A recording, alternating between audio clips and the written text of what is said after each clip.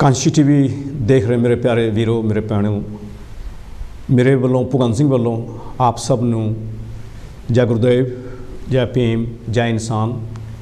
ਆਪ ਦਾ ਸਭ ਦਾ ਭਗਤ ਦੇ ਮਸਲੇ ਦੇ ਵਿੱਚ ਜੀ ਆਇਆਂ ਨੂੰ।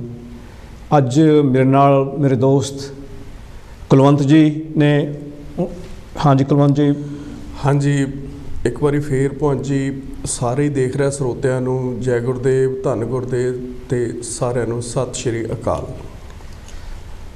ਦੋਸਤੋ, ਸਭ ਤੋਂ ਪਹਿਲਾਂ ਅਸੀਂ ਪ੍ਰੋਗਰਾਮ ਸ਼ੁਰੂ ਕਰਨ ਲੱਗੇ ਹਾਂ ਪੰਜਾਬ ਦੇ ਮਸ਼ਹੂਰ ਮਹਾਨ ਕਵੀ, ਦੁਨੀਆ ਦੇ 10 ਕਵੀਆਂ ਦੇ ਵਿੱਚੋਂ ਇੱਕ ਕਵੀ, ਉਹਨਾਂ ਦਾ ਇੰਨਾ ਕੱਦ ਸੀ, ਜਿਨ੍ਹਾਂ ਦਾ ਅੱਜ ਜਨਮ ਦਿਨ ਹੈ, ਅਤੇ ਅਸੀਂ ਉਹਨਾਂ ਬਾਰੇ ਗੱਲਬਾਤ ਕਰਾਂਗੇ।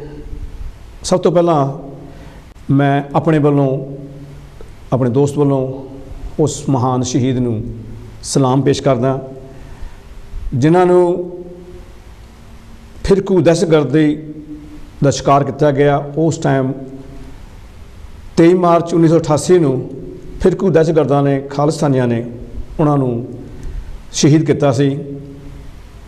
ਉਸ ਬੰਦੇ ਨੂੰ, ਉਸ ਮਹਾਨ ਸ਼ਖਸੀਅਤ ਨੂੰ ਸ਼ਹੀਦ ਕੀਤਾ, ਜਿਸ ਦੇ ਬਾਰੇ ਮਸ਼ਹੂਰ ਕਵੀ ਮਜ਼ਹਰ ਤਿਰਜ਼ਮੀ ਲਿਖਦੇ ਨੇ ਕਿ ਤੁਸੀਂ ਉਹ ਮਾਰੇ ਜਿਨ੍ਹਾਂ ਨੂੰ ਮੌਤ ਨਾ ਮਾਰ ਸਕੀ।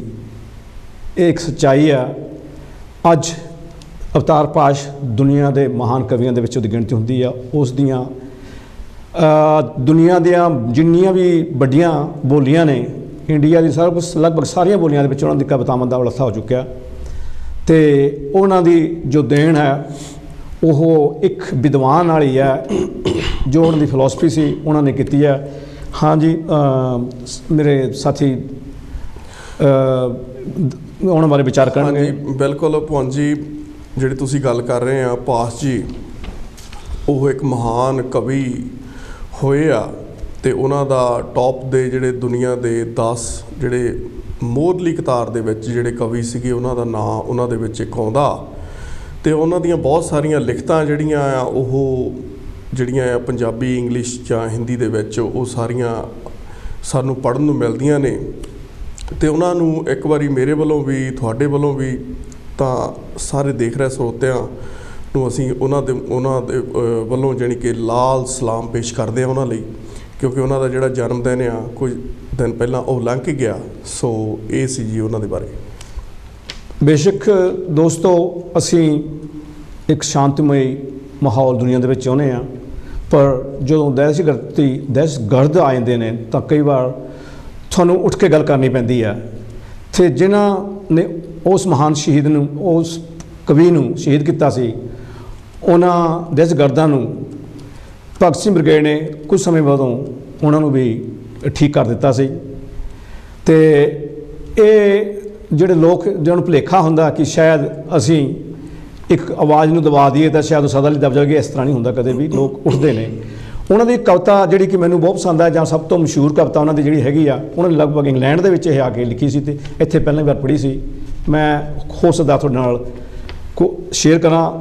ਮੈਂ ਕਵਿਤਾ ਨਹੀਂ, ਨਾ ਮੈਂ ਕੋਈ ਇਸ ਤਰ੍ਹਾਂ ਦਾ ਗੀਤਕਾਰ ਹਾਂ, ਪਰ ਫਿਰ ਵੀ ਮੈਂ ਕੋਸ਼ਿਸ਼ ਕਰਾਂਗਾ ਕਿ ਉਹਨਾਂ ਦੇ ਜਿਹੜੇ ਇਸ ਜਿਹੜੀ ਕਵਿਤਾ, ਇਸ ਦੇ ਵਿੱਚ ਉਹਨਾਂ ਨੇ ਜੋ ਗੱਲ ਕਰਨ ਦੀ ਕੋਸ਼ਿਸ਼ ਕੀਤੀ ਹੈ ਕਿ ਅਸਲ ਦੇ ਵਿੱਚ ਸਾਡੇ ਲਈ ਕੀ ਜ਼ਰੂਰੀ ਹੈ ਅਤੇ ਕੀ ਜ਼ਰੂਰੀ ਨਹੀਂ, ਇਹ ਸਾਨੂੰ ਸਮਝਣਾ ਪਊਗਾ। ਅਸੀਂ ਕੀ ਕਰਦੇ ਹਾਂ, ਕਿ ਸਾਡੀ ਜ਼ਿੰਦਗੀ ਦਾ ਤੁਹਾਡਾ ਮਕਸਦ ਕੀ ਹੋਣਾ ਚਾਹੀਦਾ। ਉਹਨਾਂ ਦੀ ਕਵਿਤਾ ਸਭ ਤੋਂ ਖਤਰਨਾਕ ਹੁੰਦਾ ਹੈ, ਕਿਰਤ ਦੀ ਲੁੱਟ ਸਭ ਤੋਂ ਖਤਰਨਾਕ ਨਹੀਂ ਹੁੰਦੀ, ਪੁਲਿਸ ਦੀ ਕੁੱਟ ਸਭ ਤੋਂ ਖਤਰਨਾਕ ਨਹੀਂ ਹੁੰਦੀ, ਗੱਦਾਰੀ, ਲੋਭ ਦੀ ਮੁੱਠ ਸਭ ਤੋਂ ਖਤਰਨਾਕ ਨਹੀਂ ਹੁੰਦੀ, ਬੈਠਿਆਂ ਸੁੱਤਿਆਂ ਫੜੇ ਜਾਣਾ ਬੁਰਾ ਤਾਂ ਹੈ, ਡਰੂ ਜਿਹੀ ਚੁੱਪ ਵਿੱਚ ਮੜੇ ਜਾਣਾ ਬੁਰਾ ਤਾਂ ਹੈ, ਸਭ ਤੋਂ ਖਤਰਨਾਕ ਨਹੀਂ ਹੁੰਦਾ, ਕਪਟ ਦੇ ਸ਼ੋਰ ਵਿੱਚ ਸਹੀ ਹੁੰਦੇ ਹਾਂ ਵੀ ਦਬ ਜਾਣਾ ਬੁਰਾ ਤਾਂ ਹੈ, ਕਿਸੇ ਜੁਗਨੂ ਦੀ ਲੌ ਵਿੱਚ ਪੜ੍ਹਨ ਲੱਗ ਜਾਣਾ ਬੁਰਾ ਤਾਂ ਹੈ, ਸਭ ਤੋਂ ਖਤਰਨਾਕ ਨਹੀਂ ਹੁੰਦਾ। ਸਭ ਤੋਂ ਖਤਰਨਾਕ ਹੁੰਦਾ ਹੈ ਮੁਰਦਾ ਸ਼ਾਂਤੀ ਨਾਲ ਭਰ ਜਾਣਾ, ਨਾ ਹੋਣਾ ਤੜਪਦਾ, ਸਭ ਕੁਝ ਸਹਿਣ ਕਰ ਜਾਣਾ, ਘਰਾਂ ਤੋਂ ਨਿਕਲਣਾ ਕੰਮ 'ਤੇ ਤੇ ਕੰਮ ਤੋਂ ਘਰ ਆ ਜਾਣਾ। ਸਭ ਤੋਂ ਖਤਰਨਾਕ ਹੁੰਦਾ ਹੈ ਸਾਡਿਆਂ ਸੁਪਨਿਆਂ ਦਾ ਮਰ ਜਾਣਾ। ਸਭ ਤੋਂ ਖਤਰਨਾਕ ਉਹ ਘੜੀ ਹੁੰਦੀ ਹੈ ਤੁਹਾਡੇ ਗੁੱਟ ਤੇ ਚਲਦੀ ਹੋਈ ਵੀ ਜੋ ਖੜੀ ਹੈ। ਸਭ ਤੋਂ ਖਤਰਨਾਕ ਉਹ ਅੱਖ ਹੁੰਦੀ ਹੈ ਜੋ ਸਭ ਕੁਝ ਦੇਖਦੀ ਹੋਈ ਵੀ ਠੰਡੀ ਅੱਖ ਹੁੰਦੀ ਹੈ, ਜਿਸ ਦੀ ਨਜ਼ਰ ਦੁਨੀਆ ਨੂੰ ਮੁਹੱਬਤ ਨਾਲ ਚੁੰਮਣਾ ਭੁੱਲ ਜਾਂਦੀ ਹੈ।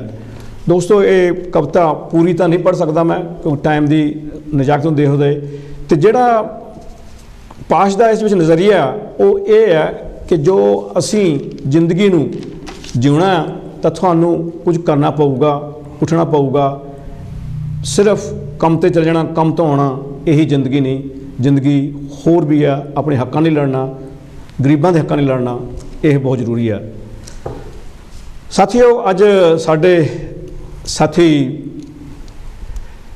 ਚਾਹਲ ਸਾਹਿਬ ਨਹੀਂ ਆ ਸਕੇ ਕੁਝ ਕਾਰਨਾਂ ਕਰਕੇ, ਤੇ ਉਹਨਾਂ ਦੀ ਜਗ੍ਹਾ ਤੇ ਮੈਨੂੰ ਡਿਊਟੀ ਨਿਭਾਉਣੀ ਪੈਣੀ ਹੈ ਪੂਰੀ, ਤੇ ਮੇਰਾ ਸਾਥ ਮੇਰੇ ਸਾਥੀ ਕੁਲਵੰਤ ਜੀ ਪੂਰਾ ਦੇਣਗੇ। ਜਿਹੜਾ ਅਸੀਂ ਅੱਜ ਇੱਥੇ ਦਾ, ਅਸੀਂ ਹਮੇਸ਼ਾ ਬਹੁਤੀ ਵਾਰੀ ਗੱਲਾਂ ਪੰਜਾਬ ਦੀਆਂ ਕਰਦੇ ਹਾਂ ਤੇ ਇੰਡੀਆ ਦੀ ਕਰਦੇ ਹਾਂ, ਤੇ ਅੱਜ ਥੋੜ੍ਹੀ ਜਿਹੀ ਅਸੀਂ ਗੱਲ ਇੱਥੇ ਦੀ ਕਰਨ ਦੀ ਕੋਸ਼ਿਸ਼ ਕਰਾਂਗੇ ਕਿ ਇੱਥੇ ਦੇ ਹੈਲਥ NHS ਤੇ ਜਿਹੜਾ ਇੱਕ ਹੈਲਥ ਐਂਡ ਕੇਅਰ ਬਿੱਲ ਕੱਲ੍ਹ ਪਾਰਲੀਮੈਂਟ ਦੇ ਵਿੱਚ ਹਾਊਸ ਆਫ ਕਾਮਨਸ ਦੇ ਵਿੱਚ ਪਾਸ ਹੋ ਗਿਆ, ਤੇ ਉਸ ਬਿੱਲ ਨੂੰ ਪਾਸ ਕਰਾਉਣ ਲੱਗਿਆ ਜੌਨਸਨ ਨੂੰ ਕਈ ਉਸ ਦੇ ਆਪਣੇ ਟੋਰੀ ਪਾਰਟੀ ਦੇ ਮੈਂਬਰਾਂ ਨੇ, MPਆਂ ਨੇ ਵੀ ਉਹਦੀ ਵਿਰੋਧਤਾ ਕੀਤੀ ਆ। ਬਿੱਲ ਇਹ ਹੈ ਕਿ ਪਿਛਲੇ ਲਗਭਗ 10 ਸਾਲ ਤੋਂ ਜਿਹੜੀ NHS ਹੈ ਉਹਦੇ ਵਿੱਚ ਕੱਟ ਹੀ ਲੱਗੀ ਰਹੇ ਨੇ, ਕੱਟ ਲੱਗੇ ਉਹਦੇ ਹਮੇਸ਼ਾ, ਜੋ ਪੈਸੇ ਵਧਣੇ ਚਾਹੀਦੇ ਸੀ ਉਹ ਨਹੀਂ ਵਧੇ, ਜਿਸ ਦੇ ਨਾਲ NHS ਦੀ ਹਾਲਤ ਇਹ ਹੈ ਕਿ ਉਹਨਾਂ ਨੂੰ ਘੱਟੋ ਘੱਟ ਇਸ ਟਾਈਮ 36 ਬਿਲੀਅਨ ਪਾਉਂਡ ਦੀ ਘੱਟੋ ਘੱਟ ਲੋੜ ਹੈਗੀ ਆ, ਤੇ ਉਹਨਾਂ ਦਾ 140 ਬਿਲੀਅਨ ਦਾ ਲਗਭਗ ਉਹਨਾਂ ਦਾ ਬਿੱਲ ਹੁੰਦਾ, ਜਿਸ ਦੇ ਵਿੱਚ ਇੰਨੀ ਸ਼ੋਰਟ ਹੋ ਜਾਣੀ ਕਿਉਂਕਿ ਉਹਨਾਂ ਨੇ ਪਿਛਲੇ 10 ਸਾਲ ਦੇ ਵਿੱਚ ਉਹਦੇ ਵਿੱਚ ਬਿਲਕੁਲ ਪੈਸੇ ਨਹੀਂ ਪਾਏ, ਤੇ ਉਹਦੇ ਨਾਲ ਬੈੱਡਸ ਦੀ ਸ਼ੋਰਟੇਜ, ਸਟਾਫ 90,000 ਸਟਾਫ ਦੀ ਲੋੜ ਹੈ। ਤੇ ਜਦੋਂ ਕਿ ਇਹਨੇ ਜੌਨਸਨ ਨੇ, ਬੋਰਿਸ ਨੇ ਇਹ ਗੱਲ ਵਾਅਦਾ ਕੀਤਾ ਸੀ ਆਪਣੇ ਇਲੈਕਸ਼ਨ ਦੇ ਵਿੱਚ ਕਿ ਮੈਂ 20,000 ਹਰ ਸਾਲ ਨਰਸਾਂ ਨਵੀਆਂ ਰੱਖਾਂਗਾ, ਪਰ ਉਹ ਪਤਾ ਨਹੀਂ ਉਹਨੇ ਰੱਖੀਆਂ ਕਿ ਨਹੀਂ ਰੱਖੀਆਂ, ਉਸ ਦੇ ਹਾਲਾਤ ਤੁਹਾਨੂੰ ਪਤਾ ਲੱਗਦੇ ਪਏ ਨੇ। ਉਹਨਾਂ ਦੇ ਵਿੱਚੋਂ ਹੀ ਉਹਨੇ ਕਈ ਗੱਲਾਂ ਹੋਰ ਕੀਤੀਆਂ ਸੀ ਕਿ ਮੈਂ ਨਵੇਂ ਹਸਪਤਾਲ ਉਹਨਾਂ ਨੂੰ ਨਵੀਂ ਟੈਕਨੀਸ਼ੀਅਨ ਲਿਆਵਾਂਗਾ, ਸਾਰਾ ਕੁਝ ਕਰਾਂਗਾ, ਜਿਹੜਾ ਕਿ ਅਜੇ ਤੱਕ ਪੂਰੀ ਤਰ੍ਹਾਂ ਨਹੀਂ ਹੋਇਆ। ਤੇ ਉਸ ਨੇ ਕੀ ਕੀਤਾ ਕਿ ਇਸ ਨੂੰ ਫੰਡ ਪੂਰਾ ਕਰਨ ਲਈ, ਘਾਟੇ ਨੂੰ ਪੂਰਾ ਕਰਨ ਲਈ ਉਸਨੇ ਕੱਲ੍ਹ ਨੈਸ਼ਨਲ ਇੰਸ਼ੋਰੈਂਸ ਜਿਹੜੀ ਆਪਾਂ ਸਾਰੇ ਭਰਦੇ ਹਾਂ ਉਸ ਨੂੰ 12% ਤੋਂ 13.5% ਕਰ ਦਿੱਤਾ ਆ, ਤੇ ਜਿਸ ਦੇ ਨਾਲ ਉਹਨੇ 1 ਸਾਲ ਦਾ 12 ਬਿਲੀਅਨ ਪਾਉਂਡ ਇਕੱਠਾ ਕਰਿਆ ਕਰਨਾ। ਉਹ ਤੁਹਾਡੀ ਜੇਬਾਂ 'ਚੋਂ, ਸਾਰਿਆਂ ਜੇਬਾਂ 'ਚੋਂ ਜਾਊਗਾ, ਜਿਹੜਾ ਕਿ ਇਹਨਾਂ ਨੇ ਬੜੀ ਬੇਰਹਿਮੀ ਨਾਲ ਖਰਚਿਆ ਉਸ ਦੇ ਲਈ ਆ। ਹਾਂਜੀ, ਕੋਲ ਲੈਂਦੇ ਹਾਂ ਜੀ। ਹਾਂਜੀ, ਹੈਲੋ, ਹਾਂਜੀ, ਕਿੱਥੋਂ ਬੋਲਦੇ ਹੋ ਜੀ? ਮੈਂ ਹਰੀਸ਼ ਬੋਲਦਾ। ਹਾਂਜੀ ਹਰੀਸ਼ ਜੀ, ਜੀ ਆਇਆਂ ਨੂੰ। ਤੋਂ ਦੋਨੇ ਸਾਥੀਓ, ਤੁਸੀਂ ਪ੍ਰੋਗਰਾਮ ਅੱਜ ਪਾਸ਼ ਬਾਰੇ ਵੀ ਗੱਲ ਕਰ ਰਹੇ ਹੈਗੇ ਆ ਤੇ NHS ਬਾਰੇ ਵੀ ਗੱਲ ਕਰ ਰਹੇ ਹਾਂ। ਮੈਂ ਸਿਰਫ 1-2 ਮਿੰਟ ਹੀ ਗੱਲ ਕਰਨੀ ਹੈਗੀ। ਇੱਕ ਤਾਂ ਪਾਸ਼ ਬਾਰੇ ਜਿਹੜਾ ਹੈਗਾ ਆਪਾਂ ਬਹੁਤ ਕੁਝ ਕਹਿ ਸਕਦੇ ਹਾਂ, ਬਹੁਤ ਕੁਝ ਜਿਹੜਾ ਹੈਗਾ ਉਹਦੇ ਬਾਰੇ ਲਿਖ ਸਕਦੇ ਹੈਗੇ ਆ। ਹਾਂਜੀ, ਆਪਾਂ ਸਾਰਿਆਂ ਨੂੰ ਪਤਾ ਲੱਗੀ ਪਾਸ਼ ਦਾ ਜਿਹੜਾ ਜਨਮ ਦਿਨ ਅੱਜ ਸੀਗਾ 9 ਸਤੰਬਰ 1950 ਨੂੰ। ਉਹ ਤਲਵੰਡੀ ਸਲੇਮ ਕਪੂਰਥਲਾ ਵਿਖੇ ਉਹਨਾਂ ਦਾ ਜਨਮ ਸੀਗਾ ਹੋਇਆ, ਤੇ ਉਹਨਾਂ ਦਾ ਜਾਣੀ ਕਿ ਜਿਹੜਾ ਕਵਿਤਾ ਲਿਖਣ ਦਾ ਸ਼ੌਕ ਵੀ ਉਹਨਾਂ ਨੂੰ ਵਿਰਸੇ 'ਚ ਮਿਲਿਆ, ਕਿਉਂਕਿ ਉਹਨਾਂ ਦੇ ਡੈਡੀ ਸੋਹਣ ਸਿੰਘ ਜਿਹੜੇ ਸੀਗੇ ਉਹ ਫੌਜ ਵਿੱਚ ਸੀ ਤੇ ਉਹ ਵੀ ਕਵਿਤਾ ਲਿਖਦੇ ਸੀਗੇ। ਤੇ ਇਹ ਆਪਣੇ ਪਾਸ਼ ਹੁਣੀ ਜਿਹੜਾ ਚੈਨ ਸਿੰਘ ਚੈਨ ਜਿਹੜੇ ਆਪਣੇ ਕਮਿਊਨਿਸਟ ਆਗੂ ਹੋਏ ਹੈਗੇ 1967 ਵਿੱਚ, ਉਹਨਾਂ ਤੋਂ ਬਹੁਤ ਜ਼ਿਆਦਾ ਪ੍ਰਭਾਵਿਤ ਹੋ ਕੇ ਤਾਂ ਇਹ ਉਹਨਾਂ ਦੇ ਮੈਂਬਰ ਸੀ ਬਣੇ।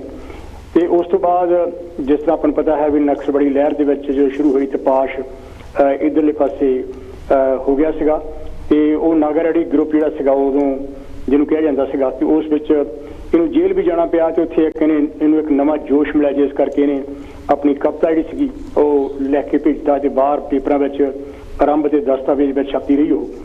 ਤੇ ਪਾਸ਼ ਨੇ ਜਾਣੀ ਕਿ ਬਹੁਤ ਲੋਕਾਂ ਨੂੰ ਸ਼ਾਇਦ ਨਹੀਂ ਪਤਾ ਹੋਣਾ ਵੀ ਉਹਨਾਂ ਨੇ ਸਿਆੜ ਨਾਂ ਦਾ ਇੱਕ ਪਰਚਾ ਵੀ ਸੀ ਕੱਢਿਆ ਤੇ ਪੰਜਾਬੀ ਤੇ ਸੱਭਿਆਚਾਰ ਮੰਚ ਦੀ ਸਥਾਪਨਾ ਵੀ ਸੀ ਕੀਤੀ। ਤੇ ਪਾਸ਼ ਨੂੰ ਡਾਇਰੀ ਲਿਖਣ ਦਾ ਇੱਕ ਬੜਾ ਸ਼ੌਕ ਸੀ, ਤੇ ਉਹਦੇ ਵਿੱਚ ਉਹਨੇ ਆਪਣੀ ਜ਼ਿੰਦਗੀ ਦੀਆਂ ਬਹੁਤ ਸਾਰੀਆਂ ਜਿਹੜੀਆਂ ਨਿੱਜੀ ਘਟਨਾਵਾਂ ਵੀ ਲਿਖੀਆਂ, ਸਮਾਜਿਕ ਤੇ ਆਰਥਿਕ ਹਾਲਾਤਾਂ ਬਾਰੇ ਟਿੱਪਣੀਆਂ ਕੀਤੀਆਂ। ਤੇ ਜਿਹੜੀ ਯਾਨੀ ਕਿ ਬਹੁਤ ਹੀ ਖੂਬਸੂਰਤ ਗੱਲ ਇਹ ਹੋਈ ਲੈ ਵੀ ਉਹਨਾਂ ਨੇ ਇੱਕ ਪੰਜਾਬੀ ਕਵਿਤਾ ਨੂੰ ਨਵਾਂ ਮਹਾਂਦਰਾ ਦਿੱਤਾ, ਜਿਹੜਾ ਕਿ ਪਹਿਲਾਂ ਉਹੋ ਜਿਹਾ ਸ਼ਬਦਾਂ ਦੀ ਚੋਣ ਤੇ ਉਹੋ ਜਿਹੀ ਯਾਨੀ ਕਿ ਕਵਿਤਾ ਜਿਹੜੀ ਸੀ ਨਹੀਂ ਲਿਖ ਹੋਈ। ਤੇ ਉਹਨਾਂ ਦੀਆਂ ਜਿਹੜੀਆਂ ਕਿਤਾਬਾਂ ਲੋਕ ਕਥਾ ਉੜਦੇ ਬਾਜਾ ਮਗਰ ਸਾਡੇ ਸਮੇਂ ਵਿੱਚ ਤੇ ਖਿਲਰੇ ਵਰਕੇ ਯਾਨੀ ਕਿ ਜਿਹੜੀ ਬਾਅਦ ਵਿੱਚ ਅਮਰਜੀਤ ਚੰਦਨ ਨੇ ਜਿਹੜਾ ਸੰਗ੍ਰਹਿ ਸੀ ਉਹਦਾ ਇਕੱਠਾ ਕਰਕੇ ਛਾਪੀ। ਤੇ ਮੈਂ ਸਮਝਦਾ ਵੀ ਸਾਡੇ ਕੋਲ ਬਹੁਤ ਹੀ ਵਧੀਆ ਜਿਹੜਾ ਪੋਇਟ ਸੀਗਾ ਉਹ ਇਹਨਾਂ ਦਹਿਸ਼ਤਗਰਦਾਂ ਨੇ ਯਾਨੀ ਕਿ ਖੋਲ੍ਹਿਆ, ਜਿਹੜਾ ਕਿ ਪੰਜਾਬੀ ਸਾਹਿਤ ਨੂੰ ਤੇ ਪੰਜਾਬੀ ਲੋਕਾਂ ਨੂੰ ਤੇ ਸਾਰੇ ਮੈਂ ਸਮਝਦਾ ਸਮੁੱਚੇ ਦੁਨੀਆ ਨੂੰ ਯਾਨੀ ਕਿ ਬਹੁਤ ਵੱਡਾ ਘਾਟਾ ਪਿਆ, ਕਿਉਂਕਿ ਉਹ ਯੰਗ ਉਮਰ ਦੇ ਵਿੱਚ ਹੀ ਉਹਨਾਂ ਨੂੰ ਸਾਡੇ ਤੋਂ ਵਿਦਾ ਕਰਤਾ ਗਿਆ। ਤੇ ਇਸ ਤੋਂ ਬਿਨਾਂ ਇੱਕ ਹੋਰ ਗੱਲ ਵੀ ਜਿਹੜੀ ਮੈਂ ਯਾਨੀ ਕਿ ਸਾਂਝੀ ਕਰਨੀ ਚਾਹੁੰਦਾ ਵੀ ਜਿਹੜਾ ਉਹਨਾਂ ਨੇ ਹਰਦਿਆਲ ਯਾਨੀ ਕਿ ਸੈਂਟਰ ਸੀ ਬਣਾਇਆ, ਲਾਲਾ ਹਰਦਿਆਲ ਦੀਆਂ ਜਿਹੜੀਆਂ ਕਿਤਾਬਾਂ ਸੀ ਉਹ ਤੋਂ ਬਹੁਤ ਜ਼ਿਆਦਾ ਮੁਤਾਸਰ ਸੀਗੇ ਤੇ ਉਹਦੇ ਤੇ ਉਹ ਵਿਚਾਰ ਗੋਸ਼ਟੀਆਂ ਤੇ ਬਾਕੀ ਯਾਨੀ ਕਿ ਆਪਣੇ ਦੋਸਤਾਂ ਨਾਲ ਗੱਲਾਂ ਬਾਤਾਂ ਯਾਨੀ ਕਿ ਕਰਦੇ ਰਹਿੰਦੇ ਸੀਗੇ। ਤੇ ਮੈਂ ਸਮਝਦਾ ਲਿਆ ਵੀ ਇਹ ਉਹਨਾਂ ਨੇ ਇੱਕ ਪਰਚਾ ਹਾਕ ਵੀ ਕੱਢਿਆ ਸੀਗਾ ਤੇ ਰੋਲੇਬਾਨ ਵੀ ਯਾਨੀ ਕਿ ਜਿਹੜੇ ਉਹਦੇ ਵਿੱਚ ਵੀ ਛਾਪਦੇ ਰਹੇ ਸਿਆੜ ਵਿੱਚ ਵੀ। ਤੇ ਮੈਂ ਸਮਝਦਾ ਲਿਆ ਵੀ ਇਹ ਜਿਹੜਾ ਪਾਸ਼ ਨੂੰ ਚਾਹੇ ਅਸੀਂ ਇਹਨਾਂ ਬਾਰੇ 2-3 ਪ੍ਰੋਗਰਾਮ ਵੀ ਕਰ ਲਈਏ, ਉਹ ਵੀ ਮੈਂ ਸਮਝਦਾ ਵੀ ਉਹ ਜਿਹੜੀ ਸ਼ਰਧਾਂਜਲੀ ਹੈ ਨਾ ਉਹ ਕਦੀ ਪੂਰੀ ਨਹੀਂ ਹੁੰਦੀ। ਮਿਹਰਬਾਨੀ। ਇਸ ਕਰਕੇ ਉਹ ਇੱਕਦਮ ਪਾਸ਼ ਨੂੰ ਇਸ ਗੱਲ ਵੀ ਬਹੁਤ ਹੀ ਜਨਮ ਦਿਨ ਦੀਆਂ ਵਧਾਈਆਂ। ਤੇ ਮੈਂ ਉਹਨਾਂ ਸਾਰੇ ਸਾਥੀਆਂ ਨੂੰ ਕਹਿਣਾ ਲਿਆ ਵੀ ਜਿਹੜੀਆਂ ਵੀ ਉਹਦੀਆਂ ਧਾਰਨਾਵਾਂ ਸੀਗੀਆਂ, ਜਿਹੜੀ ਉਹਦੀ ਸੋਚਣੀ ਸੀ, ਉਹਨੂੰ ਅਸੀਂ ਕਾਇਮ ਰੱਖਾਂਗੇ ਤੇ ਅਸੀਂ ਉਸ ਪਰਿਵਾਰ ਦੇ ਮੈਂਬਰ ਹਾਂ ਜਿਹਨੂੰ ਯਾਨੀ ਕਿ ਪਾਸ਼ ਸਿਆਸੀ ਸੂਝ ਦੇ ਵਿੱਚ ਜਿਹਨੂੰ ਕੋਈ ਬਿਲੋਂਗ ਕਰਦਾ ਸੀ। ਜਸਟ ਇੱਕ ਵਾਰ ਆਪਣੀ ਯਾਨੀ ਕਿ ਮੈਂ ਜਿਹੜੀਆਂ ਤੁਹਾਡੀਆਂ NHS ਦੀ ਗੱਲ ਉੱਥੇ ਜ਼ਰੂਰ ਕਰਨੀ ਆ। ਇੱਕ ਤਾਂ ਇਹ ਹੈ ਵੀ ਇਹਨਾਂ ਨੇ 20 ਤੋਂ 25% ਤੋਂ ਜ਼ਿਆਦਾ ਜਿਹੜੀ NHS ਹੈਗੀ ਉਹ ਵੇਚ ਦਿੱਤੀ ਹੈ ਪ੍ਰਾਈਵੇਟ ਆਰਗੇਨਾਈਜੇਸ਼ਨਸ ਨੂੰ। ਤੇ ਜਿਹੜਾ ਯਾਨੀ ਕਿ ਇਹਨੇ ਆਪਣਾ ਵਾਅਦਾ ਵੀ ਸੀ ਕੀਤਾ ਵੀ ਮੈਂ ਤੁਹਾਡੇ ਜਿਹੜੀ ਹੈਗੀ ਆ ਉਹ ਕਦੀ ਵੀ ਨੈਸ਼ਨਲ ਇੰਸ਼ੋਰੈਂਸ ਨਹੀਂ ਵਧਾਊਂਗਾ, ਟੈਕਸ ਨਹੀਂ ਵਧਾਊਂਗਾ, ਇਹ ਆਪਣੇ ਵਾਅਦੇ ਤੋਂ ਬਿਲਕੁਲ ਜਿਹੜਾ ਹੈਗਾ ਇਹ ਮੁੱਕਰ ਗਿਆ ਹੈਗਾ। ਤੇ ਦੂਸਰੀ ਗੱਲ ਇਹ ਹੈ ਵੀ ਇਹ ਅਮਰੀਕਨਾਈਜੇਸ਼ਨ ਜਿਹੜਾ ਸਿਸਟਮ ਯਾਨੀ ਕਿ ਬਣਾਉਣ ਦੀ ਕੋਸ਼ਿਸ਼ ਕਰ ਰਿਹਾ ਤੇ ਲੋਕਾਂ ਤੋਂ ਯਾਨੀ ਕਿ ਪੈਸੇ ਕਰਾਉਣ ਦੀ ਗੱਲ ਇਹ ਕਰ ਰਿਹਾ।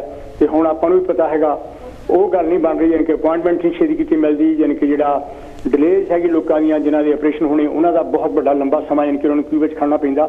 ਈਵਨ ਪਰਸਨਲੀ ਯਾਨੀ ਕਿ ਸਾਨੂੰ ਵੀ ਫੈਮਿਲੀ ਵਿੱਚ ਜ਼ਰੂਰਤ ਸੀ ਪਈ ਤੇ ਸਾਨੂੰ ਵੀ ਪ੍ਰਾਈਵੇਟ ਯਾਨੀ ਕਿ ਜਾ ਕੇ 200 ਪਾਉਂਡ ਯਾਨੀ ਕਿ ਦੇਣਾ ਪਿਆ ਕਿਸੇ ਨੂੰ, ਤਾਂ ਫਿਰ ਯਾਨੀ ਕਿ ਜਿਹੜਾ ਹੈਗਾ ਜਿਹੜੀ ਸੀ ਉਹਦੀ ਅਸੈਸਮੈਂਟ ਯਾਨੀ ਕਿ ਕਰਾਉਣੀ ਪਈ ਉਸ ਸਿਚੁਏਸ਼ਨ ਦੀ।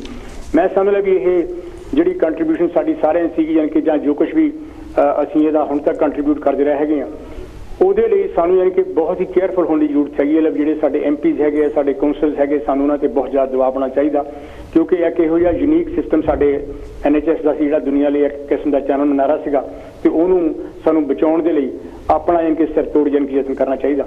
ਇੱਕ ਵਾਰੀ ਫਿਰ ਮੈਂ ਇੱਥੇ ਮਾਫੀ ਮੰਗਦਾ ਤੁਹਾਡੇ ਤੋਂ, ਮੈਂ ਥੋੜਾ ਸਮਾਂ ਜ਼ਿਆਦਾ ਲੈ ਲਿਆ। ਦੋਨਾਂ ਵੀਰਾਂ ਨੂੰ ਮੈਂ ਬਹੁਤ ਬਹੁਤ ਵਧਾਈ ਦਿੰਦਾ, ਤੁਸੀਂ ਬਹੁਤ ਹੀ ਵਧੀਆ ਪ੍ਰੋਗਰਾਮ ਕਰ ਰਹੇ ਆ ਤੇ carry on doing the good job. Thank you very much. ਮਿਹਰਬਾਨੀ। ਇਹ ਸਾਡੇ ਸਾਥੀ ਸੀ ਹਰੀਸ਼ ਜੀ। ਤੁਸੀਂ ਕੁਲਵੰਤ ਜੀ, ਜਿਸ ਤਰ੍ਹਾਂ ਇਹਨਾਂ ਨੇ ਹਾਲਤ ਬਣਾਤੀ ਹੈ NHS ਦੀ, ਸਾਡੇ ਹੈਲਥ ਸਰਵਿਸ ਦੀ, ਉਸ ਦੇ ਬਾਰੇ ਭਗਵਾਨ ਜੀ ਜਿੱਦਾਂ ਤੁਸੀਂ ਗੱਲ ਕੀਤੀ ਆ ਕਿ ਜਿਹੜਾ ਨੈਸ਼ਨਲ ਇੰਸ਼ੋਰੈਂਸ ਆਪਾਂ ਸਾਰੇ ਹੀ ਭਰਦੇ ਆ, ਜਿਹੜੇ EMPLOYEE ਆ ਜਾਂ ਅਸੀਂ ਸੈਲਫ ਇੰਪਲੋਇਡ ਆ, ਦੇਖੋ ਉਹਨੂੰ ਇਨਕਰੀਜ਼ ਕੀਤਾ ਵਧਾ ਕੇ ਤਾਂ ਕੁਛ ਪਰਸੈਂਟੇਜ ਵਧਾਇਆ ਕਿ ਸਾਨੂੰ ਜਿਹੜੇ NHS ਲਈ ਜਿਹੜਾ ਖਰਚਾ ਆ ਉਹ ਪੂਰਾ ਨਹੀਂ ਹੁੰਦਾ ਤਾਂ ਉਹਨਾਂ ਨੇ ਬਜਟ ਦੇ ਵਿੱਚ ਇਹ ਵਧਾਇਆ ਕਿਉਂਕਿ ਲੋਕਾਂ ਤੋਂ ਉਹ ਜਿਹੜਾ ਪੈਸਾ ਆ ਉਹਨੂੰ ਰਿਕਵਰੀ ਕਰਨ ਲਈ, ਇਕੱਠਾ ਕਰਨ ਲਈ।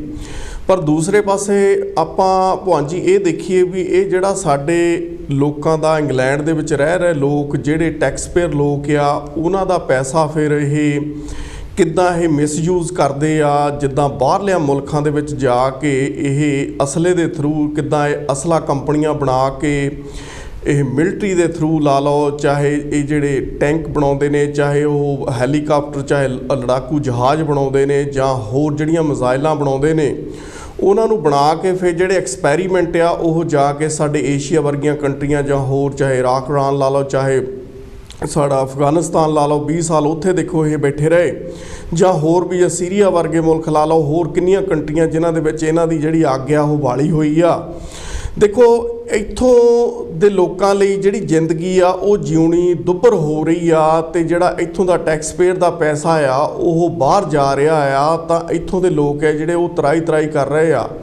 ਚਾਹੇ ਇੱਥੇ ਟੈਕਸ ਤੁਸੀਂ ਕਿਸੇ ਵੀ ਤਰੀਕੇ ਦਾ ਲਾ ਲਓ, ਚਾਹੇ ਕੋਆਪਰੇਸ਼ਨ ਟੈਕਸ ਲਾ ਲਓ, ਚਾਹੇ ਉਹ ਦੇਖੋ ਕਿੰਨਾ ਹੁਣ ਵੱਧ ਰਿਹਾ ਆ ਹੌਲੀ ਹੌਲੀ, ਚਾਹੇ ਹੋਰ ਵੀ ਜਿਹੜੇ ਟੈਕਸਿਸ ਹੈਗੇ ਆ ਉਹ ਵੱਧ ਰਹੇ ਆ, ਚਾਹੇ ਉਹ ਲੋਕਾਂ ਦੀ ਰੋਜ਼ਮਰਾ ਦੀ ਜ਼ਿੰਦਗੀ ਦੇ ਉੱਤੇ ਪੈ ਰਿਹਾ, ਚਾਹੇ ਜਿਹੜਾ ਫੂਡ ਆ ਉਹ ਕਿੰਨਾ ਮਹਿੰਗਾ ਹੋ ਰਿਹਾ, ਚਾਹੇ ਗਰੋਸਰੀਜ਼ ਜਿਹੜੀ ਆ, ਚਾਹੇ ਹੋਰ ਵੀ ਲਾ ਲਓ ਉਹਦੇ ਕਾਰਨ ਇਹੀ ਨੇ ਕਿ ਜਿਹੜਾ ਇਹ ਖਰਚ ਆ ਜਾਂ ਇਹ ਜਿਹੜੀ ਲੋਕਾਂ ਦੇ ਉੱਤੇ ਇਹ ਪੈ ਰਿਹਾ, ਉਹਦੇ ਕਾਰਨ ਇਹੀ ਨੇ ਵੀ ਜਿਹੜੇ ਇਹ ਲੋਕ ਆ ਉੱਥੇ ਜਾ ਕੇ ਜਦੋਂ ਬੈਠੇ ਨੇ ਉਹਨਾਂ ਦੀ ਲੁੱਟ ਕਰਨ ਲਈ ਇੱਕ ਪਾਸੇ ਤਾਂ ਲੋਕਾਂ ਨੂੰ ਮਾਰਿਆ ਜਾ ਰਿਹਾ, ਗਰੀਬ ਲੋਕਾਂ ਨੂੰ ਕਿੱਦਾਂ ਲੁੱਟਿਆ ਜਾ ਰਿਹਾ ਤੇ ਆਪਣਾ ਅਸਲਾ ਜਿਹੜਾ ਚਲਾ ਕੇ ਜਾਂ ਉੱਥੇ ਉਹ ਐਕਸਪੈਰੀਮੈਂਟ ਕਰਦੇ ਨੇ ਤੇ ਲੋਕ ਮਰ ਰਹੇ ਨੇ, ਗਰੀਬ ਮਜ਼ਲੂਮ, ਤੇ ਦੂਸਰੇ ਪਾਸੇ ਇੱਥੋਂ ਦੇ ਲੋਕ ਜਿਹੜੇ ਉਹ ਦੁਖੀ ਹੋ ਰਹੇ ਆ। ਸੋ ਇਹ ਇੱਕ ਮੰਦਭਾਗੀਆਂ ਜਿਹੀਆਂ ਘਟਨਾਵਾਂ ਜਿਹੜੀਆਂ ਸਾਡੇ ਇੰਗਲੈਂਡ ਵਰਗੇ ਮੁਲਕ ਦੇ ਜਾਂ ਹੋਰ ਜਿਹੜੀਆਂ ਵੱਡੇ ਮੁਲਕ ਆ ਅਮਰੀਕਾ ਵਰਗੇ ਜਾਂ ਹੋਰ ਜਿਹੜੇ ਯੂਰਪ ਆ ਜਾਂ ਕਿੱਦਾਂ, ਉਹਨਾਂ ਦੇ ਵਿੱਚ ਇਹ ਨਹੀਂ ਵਾਪਰਨੀਆਂ ਚਾਹੀਦੀਆਂ। ਲੋਕ ਸੁਖਾਲੇ ਹੋਣੇ ਚਾਹੀਦੇ ਆ। ਤੁਸੀਂ ਬਿਲਕੁਲ ਸਹੀ ਗੱਲ ਕੀਤੀ ਹੈ ਕਿ ਜਿਹੜੀਆਂ ਪ੍ਰਾਇਓਰਟੀਜ਼ ਨੇ ਇਹਨਾਂ ਦੀਆਂ ਜਿਹੜੀਆਂ ਉਹ ਹੋਰ ਨੇ। ਹੁਣ ਮੇਰੇ ਵੀਰਾਂ ਨੂੰ ਜਿਹੜੇ ਇੰਟਰਸਟ ਰੱਖਦੇ ਨੇ NHS ਦੇ ਵਿੱਚ ਜਾਂ ਦੇਖ ਕੇ ਅੱਖਾਂ ਖੋਲ੍ਹ ਕੇ ਜਿਉਂਦੇ ਨੇ ਜਿਹੜੇ ਲੋਕ, ਇਹਨਾਂ ਨੇ ਜਿਹੜੀ ਸੈਰਕੋ ਕੰਪਨੀ ਆ ਅਤੇ ਨਾਲ ਇੱਕ ਹੋਰ ਕੰਪਨੀ ਆ, ਉਹਨਾਂ ਨੂੰ ਟੈਸਟ ਐਂਡ ਟਰੇਸ ਦਾ ਠੇਕਾ ਦਿੱਤਾ ਸੀਗਾ ਵੀ ਤੁਸੀਂ ਜਿਹੜੀ ਆ ਸਿਸਟਮ ਫਿੱਟ ਕਰਨਾ, ਜਿਹਦਾ 37 ਬਿਲੀਅਨ ਪਾਊਂਡ ਇਹਨਾਂ ਨੇ ਖਰਚ ਕੀਤਾ ਅਤੇ ਜਿਹੜਾ ਇੱਕ ਬਿਲਕੁਲ ਫੇਲ ਹੋਇਆ ਸਿਸਟਮ ਹੋਇਆ। ਇਸ ਤਰ੍ਹਾਂ ਦੇ ਇਹ ਖਰਚੇ ਕਰਦੇ ਨੇ। ਪ੍ਰਾਈਵੇਟ ਕੰਪਨੀਆਂ ਨੂੰ ਇਹਨਾਂ ਨੇ ਠੇਕੇ ਦਿੱਤੇ ਨੇ ਹਸਪਤਾਲ ਬਣਾਉਣੇ ਦੇ। ਇੱਕ PFI ਜਿੱਦਾਂ ਨਾ ਪ੍ਰਾਈਵੇਟ ਫਾਈਨੈਂਸ਼ੀਅਲ ਇਨੀਸ਼ੀਏਟਿਵ ਹੈਗਾ, ਉਹਦੇ ਵਿੱਚ ਸਰਕਾਰ ਗੌਰਮੈਂਟ ਪ੍ਰਾਈਵੇਟ ਜਿਹੜੀ ਕੰਪਨੀ ਆ ਕੇ ਉਹ ਬਣਾਉਂਦੀਆਂ ਨੇ ਹਸਪਤਾਲ, ਅਤੇ ਉਹ ਇਸ ਤਰ੍ਹਾਂ ਨਿਚੋੜਦੀਆਂ ਪਈਆਂ ਇਸ ਟਾਈਮ ਸਾਡੇ NHS ਨੂੰ। ਬਹੁਤੇ ਲੋਕਾਂ ਨੂੰ ਪਤਾ ਨਹੀਂ ਹੈ ਇਸ ਟਾਈਮ ਕੀ ਹਾਲਤ ਬਣ ਚੁੱਕੀ ਆ। ਔਰ ਇਹ ਬਿਲਕੁਲ ਦੇਖੋ ਇੱਕ ਹੋਰ ਦੇਖੋ ਤੁਸੀਂ, ਉਹ ਸਰਕਾਰਾਂ ਚਾਹੇ ਭਾਰਤ ਦੀਆਂ ਹੋਣ ਅਤੇ ਚਾਹੇ ਇੰਗਲੈਂਡ ਦੀਆਂ, ਇਹਨਾਂ ਨੇ ਵੀ ਕਰੋਨਾ ਦਾ ਬਹਾਨਾ ਲਾਇਆ ਕਿ ਸਾਨੂੰ ਕਰੋਨਾ ਕਰਕੇ ਬਹੁਤ ਘਾਟਾ ਪੈ ਗਿਆ, ਸਾਨੂੰ ਉਹ ਹੋਇਆ ਅਤੇ ਉਹ ਹੋਇਆ, ਤਾਂ ਕਰਕੇ ਸਾਨੂੰ ਇਹ ਟੈਕਸ ਚੱਕਣਾ ਪਿਆ। ਬਿਲਕੁਲ ਜਿਸ ਤਰ੍ਹਾਂ ਇੰਡੀਆ ਦੇ ਗੌਰਮੈਂਟਾਂ ਨੇ ਬਿਨਾਂ ਗੱਲਾਂ ਲੋਕਾਂ ਨੂੰ ਕਰੋਨਾ ਦਾ ਬਹਾਨਾ ਲਾ ਕੇ ਕਿਸਾਨਾਂ ਦੇ ਉੱਤੇ CA ਦੇ ਹੋਰ ਜਿਹੜੇ ਕਾਨੂੰਨ ਆ ਪਾਸ ਕੀਤੇ, ਹੋਰ ਕਿੰਨੇ ਕਾਨੂੰਨ ਜਿਹੜੇ ਪਾਸ ਕੀਤੇ ਆ, ਸਿਰਫ ਲੋਕਾਂ ਨੂੰ ਇੱਕ ਕਰੋਨਾ ਦਾ ਉਹਲਾ ਪਾ ਕੇ। ਬਿਲਕੁਲ ਇਹਨਾਂ ਨੇ ਵੀ ਉਸ ਤਰ੍ਹਾਂ ਹੀ ਕਰੋਨਾ ਦਾ ਉਹਲਾ ਪਾ ਕੇ ਇਹਨਾਂ ਨੇ ਜਿਹੜੀਆਂ ਪ੍ਰਾਈਵੇਟ ਕੰਪਨੀਆਂ ਸੀਗੀਆਂ, ਤੁਹਾਨੂੰ ਪਤਾ ਹੋਣਾ ਕਿ ਹੈਲਥ ਮਿਨਿਸਟਰ ਨੇ ਆਪਣੇ ਦੋਸਤ ਨੂੰ ਜਿਹੜੀ PPI ਆ, ਜਿਹੜਾ ਆਪਣੇ ਮਾਸਕਾਂ, ਗਲਵਜ਼ ਅਤੇ ਜਾਂ ਹੋਰ ਜਿਹੜੀ ਚੀਜ਼ਾਂ ਸੀਗੀਆਂ, ਉਹਨਾਂ ਦਾ ਠੇਕਾ ਆਪਣੇ ਇੱਕ ਦੋਸਤ ਨੂੰ ਦੇ ਦਿੱਤਾ ਸੀਗਾ। ਉਹ ਗੱਲ ਬਾਹਰ ਆ ਗਈ ਸੀਗੀ।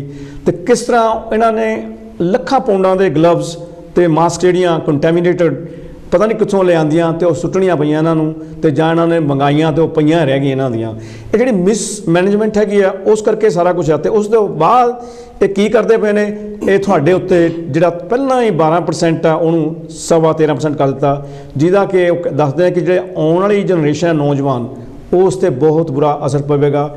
ਉਹਨਾਂ ਨੂੰ ਘਰ ਖਰੀਦਣ ਦੇ ਵਿੱਚ, ਆਪਣੀ ਜ਼ਿੰਦਗੀ ਚਲਾਉਣ ਦੇ ਵਿੱਚ ਬਹੁਤ ਮੁਸ਼ਕਲਾਂ ਆਉਣਗੀਆਂ। ਉਹਨਾਂ ਨੇ ਪੜ੍ਹਾਈ ਦੇ ਕਰਜ਼ੇ ਉਹਨਾਂ ਨੇ ਸਰਤੇ ਨੇ। ਸੋ ਇਹ ਦੋਸਤੋ ਵੀ ਅਸੀਂ ਇਹ ਗੱਲ ਕਰਨੀ ਚਾਹੁੰਦੇ ਹਾਂ ਕਿ ਜਿਹੜਾ ਅਸਲ ਦੇ ਵਿੱਚ ਇਹ ਹੋਇਆ, ਇਹ ਬਹੁਤ ਗਲਤ ਹੈ। ਸਾਨੂੰ ਉੱਠਣਾ ਪਊਗਾ। ਲੋਕਾਂ ਨੇ ਇੰਗਲੈਂਡ ਦੇ ਵਿੱਚ ਮੁਜ਼ਾਹਰੇ ਕੀਤੇ ਨੇ, ਪ੍ਰੋਟੈਸਟ ਕੀਤੇ ਨੇ ਕਿ ਇਹ ਗਲਤ ਹੈਗਾ, ਅਤੇ ਸਾਨੂੰ ਵੀ ਇਸ ਦੇ ਵਿੱਚ ਧਿਆਨ ਰੱਖਣਾ ਜ਼ਰੂਰ ਪਊਗਾ। ਅਤੇ ਇਸ ਦੇ ਨਾਲ ਹੀ ਆਪਣੇ ਜਿਹੜਾ ਪੰਜਾਬ ਦੇ ਵੱਲੋਂ ਆਪਾਂ ਹੋ ਲੈਂਦੇ ਹਾਂ, ਆਦਤ ਪਈ ਹੋਈ ਆ, ਉੱਧਰ ਜਾਣਾ ਪੈਣਾ ਜ਼ਰੂਰ। ਬਹੁਤੇ ਮੇਰੇ ਵੀਰ ਜਾਣਨਾ ਚਾਹੁੰਦੇ ਆ ਕਿ ਉੱਥੇ ਹੁਣ ਪਿਛਲੇ ਹਫ਼ਤੇ ਮੁਜ਼ੱਫਰਨਗਰ ਦੇ ਵਿੱਚ ਹੋਇਆ ਸੀ ਇੱਕ ਰੈਲੀ, ਅਤੇ ਹੁਣ ਕਰਨਾਲ ਦੇ ਵਿੱਚ ਆ।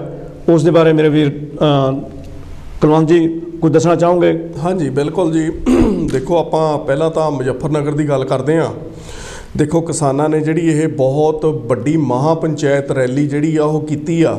ਹਾਂਜੀ, ਕੁਛ ਦਿਨ ਪਹਿਲਾਂ, ਕਿਉਂਕਿ ਜਿਹੜੀਆਂ ਗੌਰਮੈਂਟਾਂ ਸੀਗੀਆਂ, ਗੌਰਮੈਂਟਾਂ ਨੂੰ ਇਹ ਲੱਗਦਾ ਸੀ ਸਾਡੀ ਜਿਹੜੀ ਸੈਂਟਰ ਗੌਰਮੈਂਟ ਆ ਵੀ ਜਿਹੜੇ ਕਿਸਾਨ ਆ ਉਹ ਤਾਂ ਹੁਣ ਮੁੜ ਗਏ ਆ, ਜਾਂ ਇਹ ਥੋੜ੍ਹੇ ਬਹੁਤੇ ਕਿਸਾਨ ਆ ਜਿੱਦਾਂ ਉਹਨਾਂ ਨੂੰ ਭੰਡਿਆ ਜਾਂਦਾ ਕਿ ਉਹ ਕਿਸਾਨ ਹੈ ਹੀ ਨਹੀਂ, ਜਾਂ ਇਹੋ ਜਿਹੀਆਂ ਜਿਹੜੀਆਂ ਗੱਲਾਂ ਹਾਸੋਹੀਣੀਆਂ ਇਹ ਪਬਲਿਕਲੀ ਲੋਕਾਂ ਦੇ ਵਿੱਚ, ਮੀਡੀਆ ਦੇ ਵਿੱਚ ਗੌਰਮੈਂਟ ਦੇ ਨੁਮਾਇੰਦੇ ਜਿਹੜੇ ਹੈਗੇ ਆ, ਜਿਹੜੇ ਉਹਨਾਂ ਦੇ ਤਾਂ ਉਹਨਾਂ ਵੱਲੋਂ ਕੀਤੀਆਂ ਜਾਂਦੀਆਂ। ਇਸੇ ਕਰਕੇ ਜਿਹੜੀ ਇਹ ਰੈਲੀ ਹੈ, ਜਿਹੜੀ ਇਹ ਕਿਸਾਨਾਂ ਨੇ ਜਿਹੜੀ ਮੁਜ਼ੱਫਰਨਗਰ ਰੱਖੀ ਸੀ, ਕਿਉਂਕਿ ਆਉਣ ਵਾਲੀ ਜਿਹੜੀ ਇਲੈਕਸ਼ਨ ਆ ਉਹ ਯੂਪੀ ਦੇ ਵਿੱਚ ਹੋ ਰਹੀ ਆ।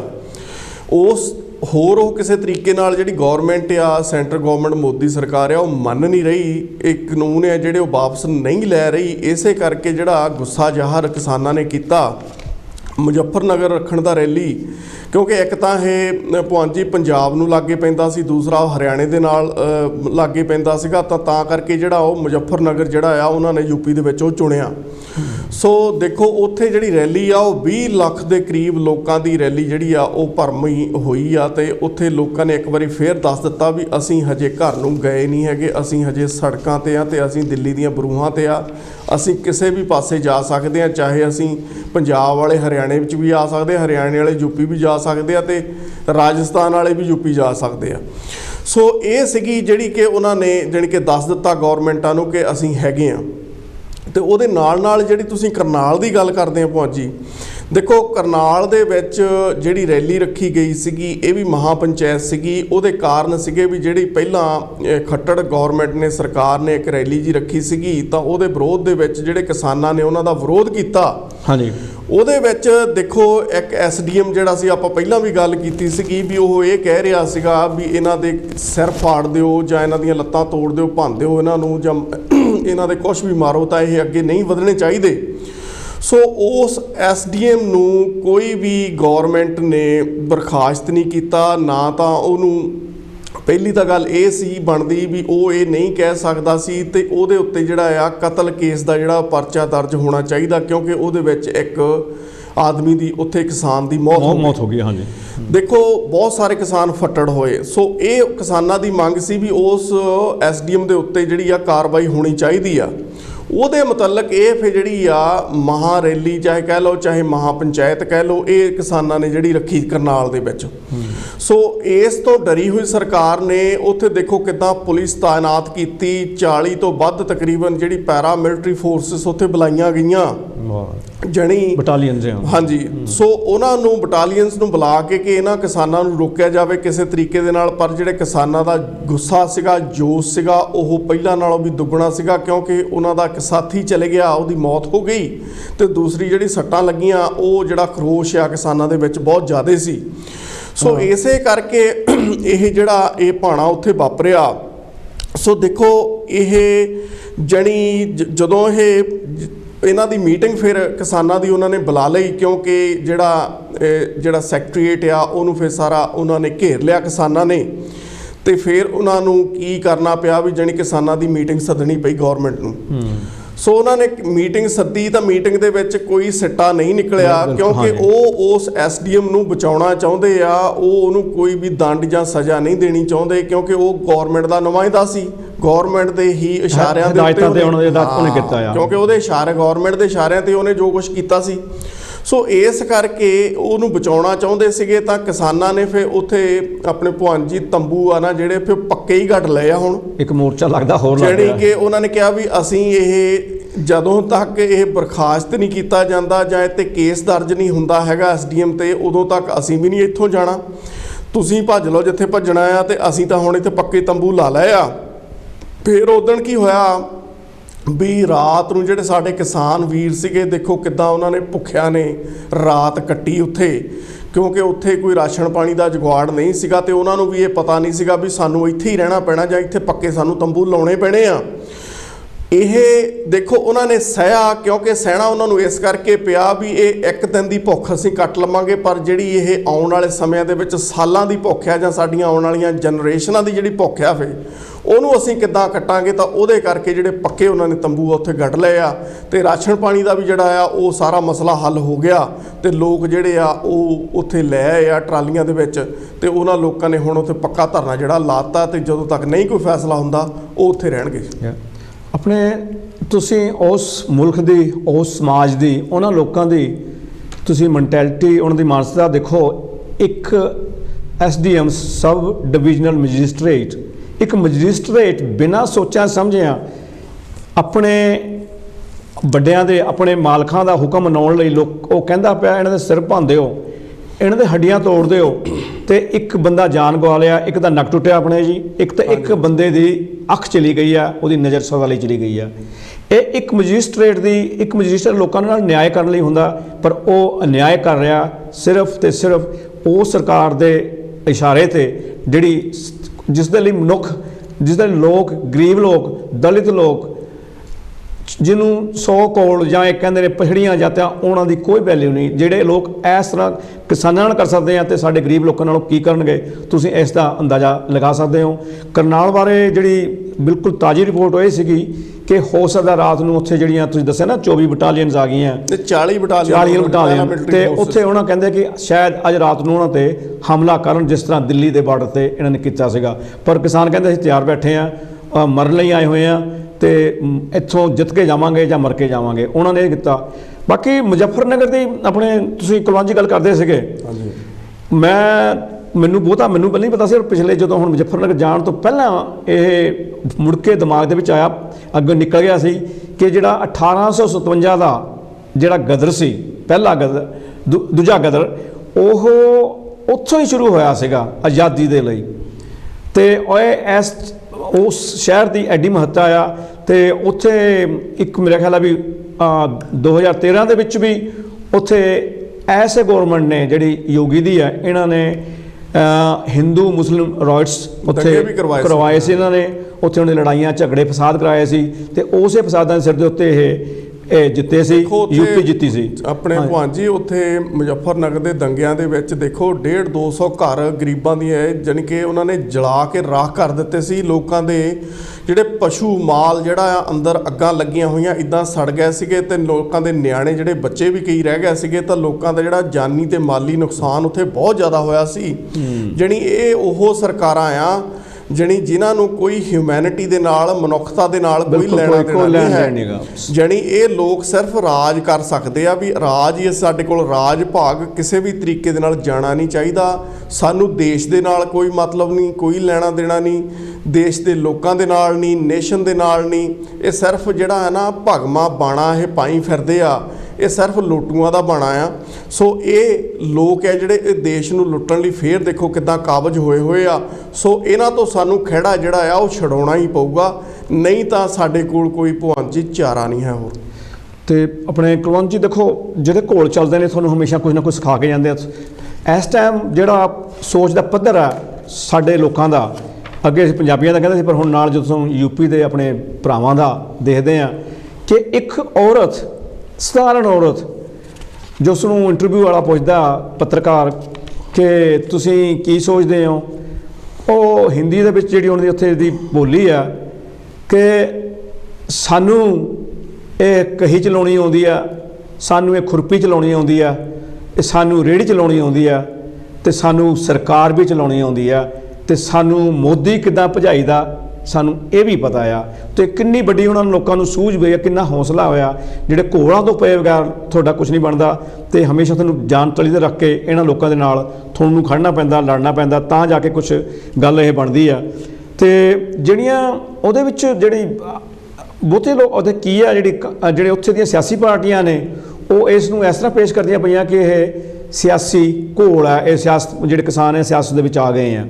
ਪਰ ਦੋਸਤੋ ਇਸ ਤਰ੍ਹਾਂ ਨਹੀਂ ਹੁੰਦਾ। ਜਦੋਂ ਇਹ ਠੱਗ ਸਿਆਸਤ ਕਰਦੇ ਨੇ ਤੇ ਉਹਨੂੰ ਸਿਆਸਤ ਕਹਿੰਦੇ ਆ, ਤੇ ਜਦੋਂ ਅਸੀਂ ਸਿਆਸਤ ਕਰਦੇ ਆ ਫਿਰ ਇਹਨਾਂ ਨੂੰ ਉਸ 'ਤੇ ਇਤਰਾਜ਼ ਹੁੰਦਾ। ਵੈਸੇ ਜ਼ਿੰਦਗੀ ਦਾ ਨਾਂ ਦੂਜਾ ਸਿਆਸਤ ਹੈ, ਜੇ ਆਪਾਂ ਧਿਆਨ ਨਾਲ ਕਦੇ ਅੱਗੇ ਵੀ ਕਵਰ ਕਰਦੇ ਆ ਕਿ ਜ਼ਿੰਦਗੀ ਦਾ ਨਾਂ ਦੂਜਾ ਸਿਆਸਤ ਹੈ। ਇਹ ਹਰ ਇਨਸਾਨ ਇੱਥੇ ਆਪਣੇ ਫਾਇਦੇ ਲਈ, ਆਪਣੇ ਨੁਕਸਾਨ ਨੂੰ ਮੂਹਰੇ ਰੱਖ ਕੇ ਕੰਮ ਕਰ ਰਿਹਾ। ਜ਼ਿੰਦਗੀ ਦੇ ਵਿੱਚ ਹਰ ਕੋਈ ਜਾਂਦਾ, ਤੇ ਜਿਹੜੇ ਬਾਹਲੇ ਇਹ ਕਨਿੰਗ ਲੋਕ ਹੈ, ਜਿਹੜੇ ਠੱਗ ਨੇ, ਇਹ ਸਿਆਸਤ ਦੇ ਵਿੱਚ ਜਾ ਵੜਦੇ ਨੇ। ਤੇ ਹੁਣ ਉੱਥੇ ਮੈਨੂੰ ਉਹ ਗੱਲ ਵੀ ਚੇਤੇ ਆਉਂਦੀ ਆ, ਉਹ ਕਹਿੰਦੇ ਕਿ ਇਹ ਉਸ ਔਰਤ ਨੂੰ ਪੁੱਛਦੇ ਆ ਕਿ ਜਿਹੜੇ ਇਹ ਕਿਸਾਨ ਨੇ ਇਹ ਨਕਲੀ ਨੇ। ਉਹ ਕਹਿੰਦੀ ਕਿਸਾਨ ਤਾਂ ਬਿਲਕੁਲ ਅਸਲੀ ਆ, ਤੇ ਹਮੇਸ਼ਾ ਕਹਿੰਦੇ ਜਿਹੜੇ ਲੀਡਰ ਹੁੰਦੇ ਆ, ਜਿਹੜੇ ਸਿਆਸਤਦਾਨ ਹੁੰਦੇ ਆ, ਉਹ ਨਕਲੀ ਹੁੰਦੇ ਆ। ਕਿੱਡੀ ਵੱਡੀ ਉਸਨੇ ਗੱਲ ਕੀਤੀ ਆ। ਤੇ ਇਹ ਸਾਰਾ ਕੁਝ ਤੁਹਾਨੂੰ ਆਪਾਂ ਨੂੰ ਵਿਚਾਰਨਾ ਪੈਂਦਾ। ਤੇ ਇਹਦੇ ਬਾਅਦ ਆਪਣੇ ਕੁਲਵੰਤ ਜੀ ਤੁਸੀਂ ਕੁਛ ਕਰਦੇ ਸੀ ਗੱਲ, ਉਹ ਮੈਂ ਵੀ ਰੱਖ ਕੇ ਭੁੱਲ ਗਿਆ ਇੱਥੇ, ਬਈ ਜਿਹੜਾ ਸੁਖਬੀਰ ਆ ਅੱਜ ਕੱਲ੍ਹ ਕਾਫੀ ਚਰਚਾ ਦੇ ਵਿੱਚ ਆ, ਤੇ ਦੱਸੋ ਤਾਂ ਉਹਦੀਆਂ ਕਾਰਵਾਈਆਂ ਕੁਛ ਕਿੱਦਾਂ? ਨਹੀਂ, ਸੁਖਬੀਰ ਸਿੰਘ ਬਾਦਲ ਦੇਖੋ ਜੀ ਅੱਜ ਕੱਲ੍ਹ ਬੜੀ ਚਰਚਾ ਦੇ ਵਿੱਚ ਆ, ਤੇ ਉਹ ਕਹਿ ਰਿਹਾ ਕਿ ਮੈਨੂੰ ਵੋਟਾਂ ਪਾ ਦਿਓ ਤੇ ਮੈਂ ਜਿਹੜੇ ਇਹ ਕਾਰਪੋਰੇਟ ਆ ਉਹ ਕਦੇ ਵੀ ਜਾਣੀ ਕਿ ਪੰਜਾਬ ਦੇ ਵਿੱਚ ਵੜ ਨਹੀਂ ਦੇਣੇ। ਜਿੱਦਾਂ ਇੱਦਾਂ ਉਹ ਸਟੇਜਾਂ ਦੇ ਉੱਤੇ ਚੜ੍ਹ ਕੇ ਤਾਂ ਉਹ ਭਾਸ਼ਣ ਦੇ ਰਿਹਾ ਸੀਗਾ ਕੁਛ ਦਿਨ ਪਹਿਲਾਂ। ਦੇਖੋ ਹਾਸੋਹੀਣੀਆਂ ਗੱਲਾਂ 100 ਦਿਨਾਂ ਦੀ ਜਿਹੜੀ ਰੈਲੀ ਸੀਗੀ ਉਹਨਾਂ ਨੇ ਆਰੰਭ ਕੀਤੀ ਪੰਜਾਬ ਦੀ ਫੇਰੀ, ਤਾਂ ਉਹਦੇ ਵਿੱਚ ਉਹ ਪੂਰੀ ਤਰ੍ਹਾਂ ਫਲਾਪ ਹੋ ਗਏ। ਕਿੱਦਾਂ ਉਹਨਾਂ ਦਾ ਜਿਹੜਾ ਜਣੀ ਘਰਾਓ ਹੋਇਆ, ਮਾਛੀਵਾੜੇ ਹੋਇਆ, ਚਾਹੇ ਮੋਗਾ ਦੇ ਵਿੱਚ ਹੋਇਆ, ਚਾਹੇ ਹੋਰ ਜਿਹੜੇ ਸੀਗੇ ਜਿੱਥੇ ਜਿੱਥੇ ਰੱਖੀ ਉਹਨੇ ਰੈਲੀ ਉਹਨਾਂ ਦੇ ਵਿੱਚ ਹੋਇਆ। ਦੇਖੋ ਕਿੰਨੀਆਂ ਹਾਸੋਹੀਣੀਆਂ ਗੱਲਾਂ। ਲੋਕੀ ਹੁਣ ਉਹਨਾਂ ਦੀਆਂ ਰੈਲੀਆਂ ਦੇ ਵਿੱਚ ਜਿਹੜੇ ਲੋਕ ਜਾਂਦੇ ਸੀਗੇ, ਜਦੋਂ ਉਹਨਾਂ ਨੂੰ ਫਿਰ ਉਹ ਕਾਲੀਆਂ ਝੰਡੀਆਂ ਲੋਕ ਜਾਂ ਕਿਸਾਨੀ ਜਿਹੜੇ ਸੀਗੇ, ਤਾਂ ਉਹ ਕਿਸਾਨ ਜਦੋਂ ਦਿਖਾਉਂਦੇ ਆ ਵੀ ਉਹ ਪੁੱਛਦੇ ਆ ਟਾਂਚ ਕਰਕੇ ਭਾਂਜੀ ਵੀ ਕਿੱਦਾਂ ਪਕੌੜਿਆਂ ਵਾਲੀ ਰੈਲੀ ਤੇ ਜਾ ਰਹੇ ਆ ਜਾਂ ਫਿਰ ਦੂਜੀ ਜਿਹੜੀ ਠੰਡੀ ਰੈਲੀ ਆ ਜਿੱਦਾਂ ਚਾਹ ਪਾਣੀ ਵਾਲੀ ਹੁੰਦੀ ਤੇ ਆਪਣੇ ਕੁਲਵੰਤ ਵਿੱਚ ਢੋਕਦਾ ਵੀ ਜਿਹੜਾ ਅੱਜ ਜਿਹੜਾ ਸਾਰਾ ਭਾਰਤ ਆ ਸਾਡਾ, ਹਾਂਜੀ, ਉਹ ਇੱਕ ਫੱਟੜ ਹੋਏ ਮਨੁੱਖ ਵਾਂਗੂ ਹੈ। ਹਾਂਜੀ, ਹਰ ਪਾਸੇ ਹਾਹਾਕਾਰ ਮਚੀ ਆ, ਲੋਕਾਂ ਕੋਲ ਕੰਮ ਨਹੀਂ ਹੈ। ਕਿ ਤੁਹਾਨੂੰ ਵਿੱਚੇ ਟੋਕਦਾ ਕਿ ਕੀ ਲੱਗਦਾ ਤੁਹਾਨੂੰ ਵੀ ਇਹ ਜਿਹੜਾ ਕਿਸਾਨੀ ਘੋਲ ਆ ਉਹਦੇ ਵਿੱਚ ਜ਼ਿੰਦਗੀ ਫੂਕੇਗਾ, ਉਹਨਾਂ ਨੂੰ ਮੁੜ ਕੇ ਖੜੇ ਕਰੇਗਾ?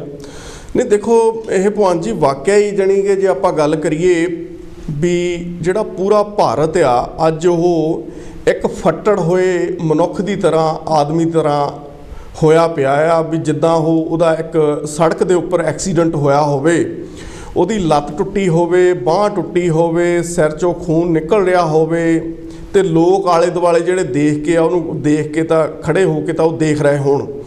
ਜਿਹੜੀ ਇਹੋ ਜਿਹੀ ਹਾਲਤ ਆ ਜਿਹੜੀ ਅੱਜ ਪੂਰੇ ਭਾਰਤ ਦੀ ਆਪਣੇ ਭਗਵਾਨ ਜੀ ਹੋ ਗਈ ਆ। ਸੋ ਇਹ ਬਹੁਤ ਹੀ ਮੰਦਭਾਗੀ ਆ। ਦੇਖੋ ਫਿਰ ਇਹਦੇ ਨਾਲ ਹੀ ਕੀ ਆ ਵੀ ਜਿਹੜੀਆਂ ਕਾਰਪੋਰੇਟ ਗਿਲਜਾਂ ਉਹ ਦੇਖੋ ਕਿੱਦਾਂ ਉਹਦੇ ਸਿਰ ਦੇ ਉੱਤੇ ਮੰਡਰਾ ਰਹੀਆਂ, ਉਹਦੇ ਸਿਰ ਦੇ ਉੱਤੇ ਘੁੰਮ ਰਹੀਆਂ ਵੀ ਕਦੋਂ ਇਹਦੇ ਸਾਹ ਇਹ ਨਿਕਲਣ ਤੇ ਅਸੀਂ ਇਹਨੂੰ ਨੋਚ ਕੇ ਖਾ ਲਈਏ। ਜਿਹੜੀ ਹਾਲਾਤ ਆ ਇਹ ਪੂਰੇ ਭਾਰਤ ਦੇ ਤੇ ਪੰਜਾਬ ਦੇ ਅੱਜ ਪੂਰੇ ਭਾਰਤ ਦੇ ਦੇਖ ਲਓ ਬਣਾ ਦਿੱਤੇ ਆ ਇਹਨਾਂ ਲੀਡਰਾਂ ਨੇ। ਇਹ ਦੇਖੋ ਭਗਵਾਨ ਜੀ ਅਸੀਂ 3000 ਸਾਲ ਦੀ ਜੇ ਪਿੱਛੇ ਝਾਤ ਮਾਰੀਏ, ਗੱਲ ਕਰੀਏ 2500-3000 ਸਾਲ ਤੋਂ ਸਾਨੂੰ ਜਾਤਾਂ ਪਾਤਾਂ ਦੇ ਵਿੱਚ ਕਿੱਦਾਂ ਇਹਨਾਂ ਲੋਕਾਂ ਨੇ ਵੰਡਿਆ, ਫਿਰ ਕੁੱਟਿਆ, ਮਾਰਿਆ। ਅਸੀਂ ਹਜੇ ਤੱਕ ਕਿਸੇ ਵੀ ਮੁਕਾਮ ਤੇ ਪਹੁੰਚ ਨਹੀਂ ਸਕੇ। ਉਸ ਤੋਂ ਬਾਅਦ ਤੁਸੀਂ ਇਹ ਦੇਖੋ ਵੀ ਸਾਡੇ ਜਿਹੜੇ ਮੁਗਲ ਆਏ ਆ, ਮੁਗਲਾਂ ਨੇ ਤਕਰੀਬਨ 500 ਤੋਂ 600 ਸਾਲ ਸਾਡੇ ਤੇ ਰਾਜ ਕੀਤਾ। ਇਸੇ ਨਾਲ ਹੀ ਜੇ ਆਪਾਂ ਕਰੀਏ ਤਾਂ ਸਾਡੇ ਜਿਹੜੇ ਗੋਰੇ ਸੀਗੇ ਇਹਨਾਂ ਨੇ ਸਾਡੇ ਤੇ 200 ਸਵਾ 200 250 ਸਾਲ ਰਾਜ ਕੀਤਾ। ਦੇਖੋ ਫਿਰ ਨਾਲ ਹੀ ਜਦੋਂ ਗੋਰੇ ਸਾਨੂੰ ਉੱਥੇ ਆਜ਼ਾਦੀ ਦੇ ਨਾਂ ਤੇ ਸਾਨੂੰ ਛੱਡ ਕੇ ਆਏ ਆ, ਫਿਰ ਜਿਹੜੇ ਸਾਡੇ ਕਾਲੇ ਗੋਰੇ ਸੀਗੇ ਉਹਨਾਂ ਨੇ ਫਿਰ ਬਿਰਾਜਮਾਨ ਉਹ ਕੁਰਸੀਆਂ ਤੇ ਹੋ ਗਏ ਤੇ ਉਹਨਾਂ ਦੇ ਜਿਹੜੇ ਤਖਤੀਆਂ ਉਹਨਾਂ ਨੇ ਗਲਾਂ ਦੇ ਵਿੱਚ ਪਾ ਲਈਆਂ ਡੈਮੋਕ੍ਰੇਸੀ ਦੀਆਂ। ਉਹ ਸਾਨੂੰ ਇਹ ਭੁਲੇਖਾ ਪਾਉਣ ਲਈ ਪਾ ਲਈਆਂ ਵੀ ਅਸੀਂ ਜਿਹੜੇ ਚੰਗੇ ਲੋਕ ਆ, ਅਸੀਂ ਚੋਰ ਨਹੀਂ ਆ। ਪਰ ਅਸੀਂ ਉਸ ਭੁਲੇਖੇ ਦੇ ਵਿੱਚ ਹਜੇ ਤੱਕ 70 ਸਾਲ ਉਹਨਾਂ ਲੋਕਾਂ ਨੂੰ ਭਗਵਾਨ ਜੀ ਵੋਟਾਂ ਪਾਉਂਦੇ ਰਹੇ।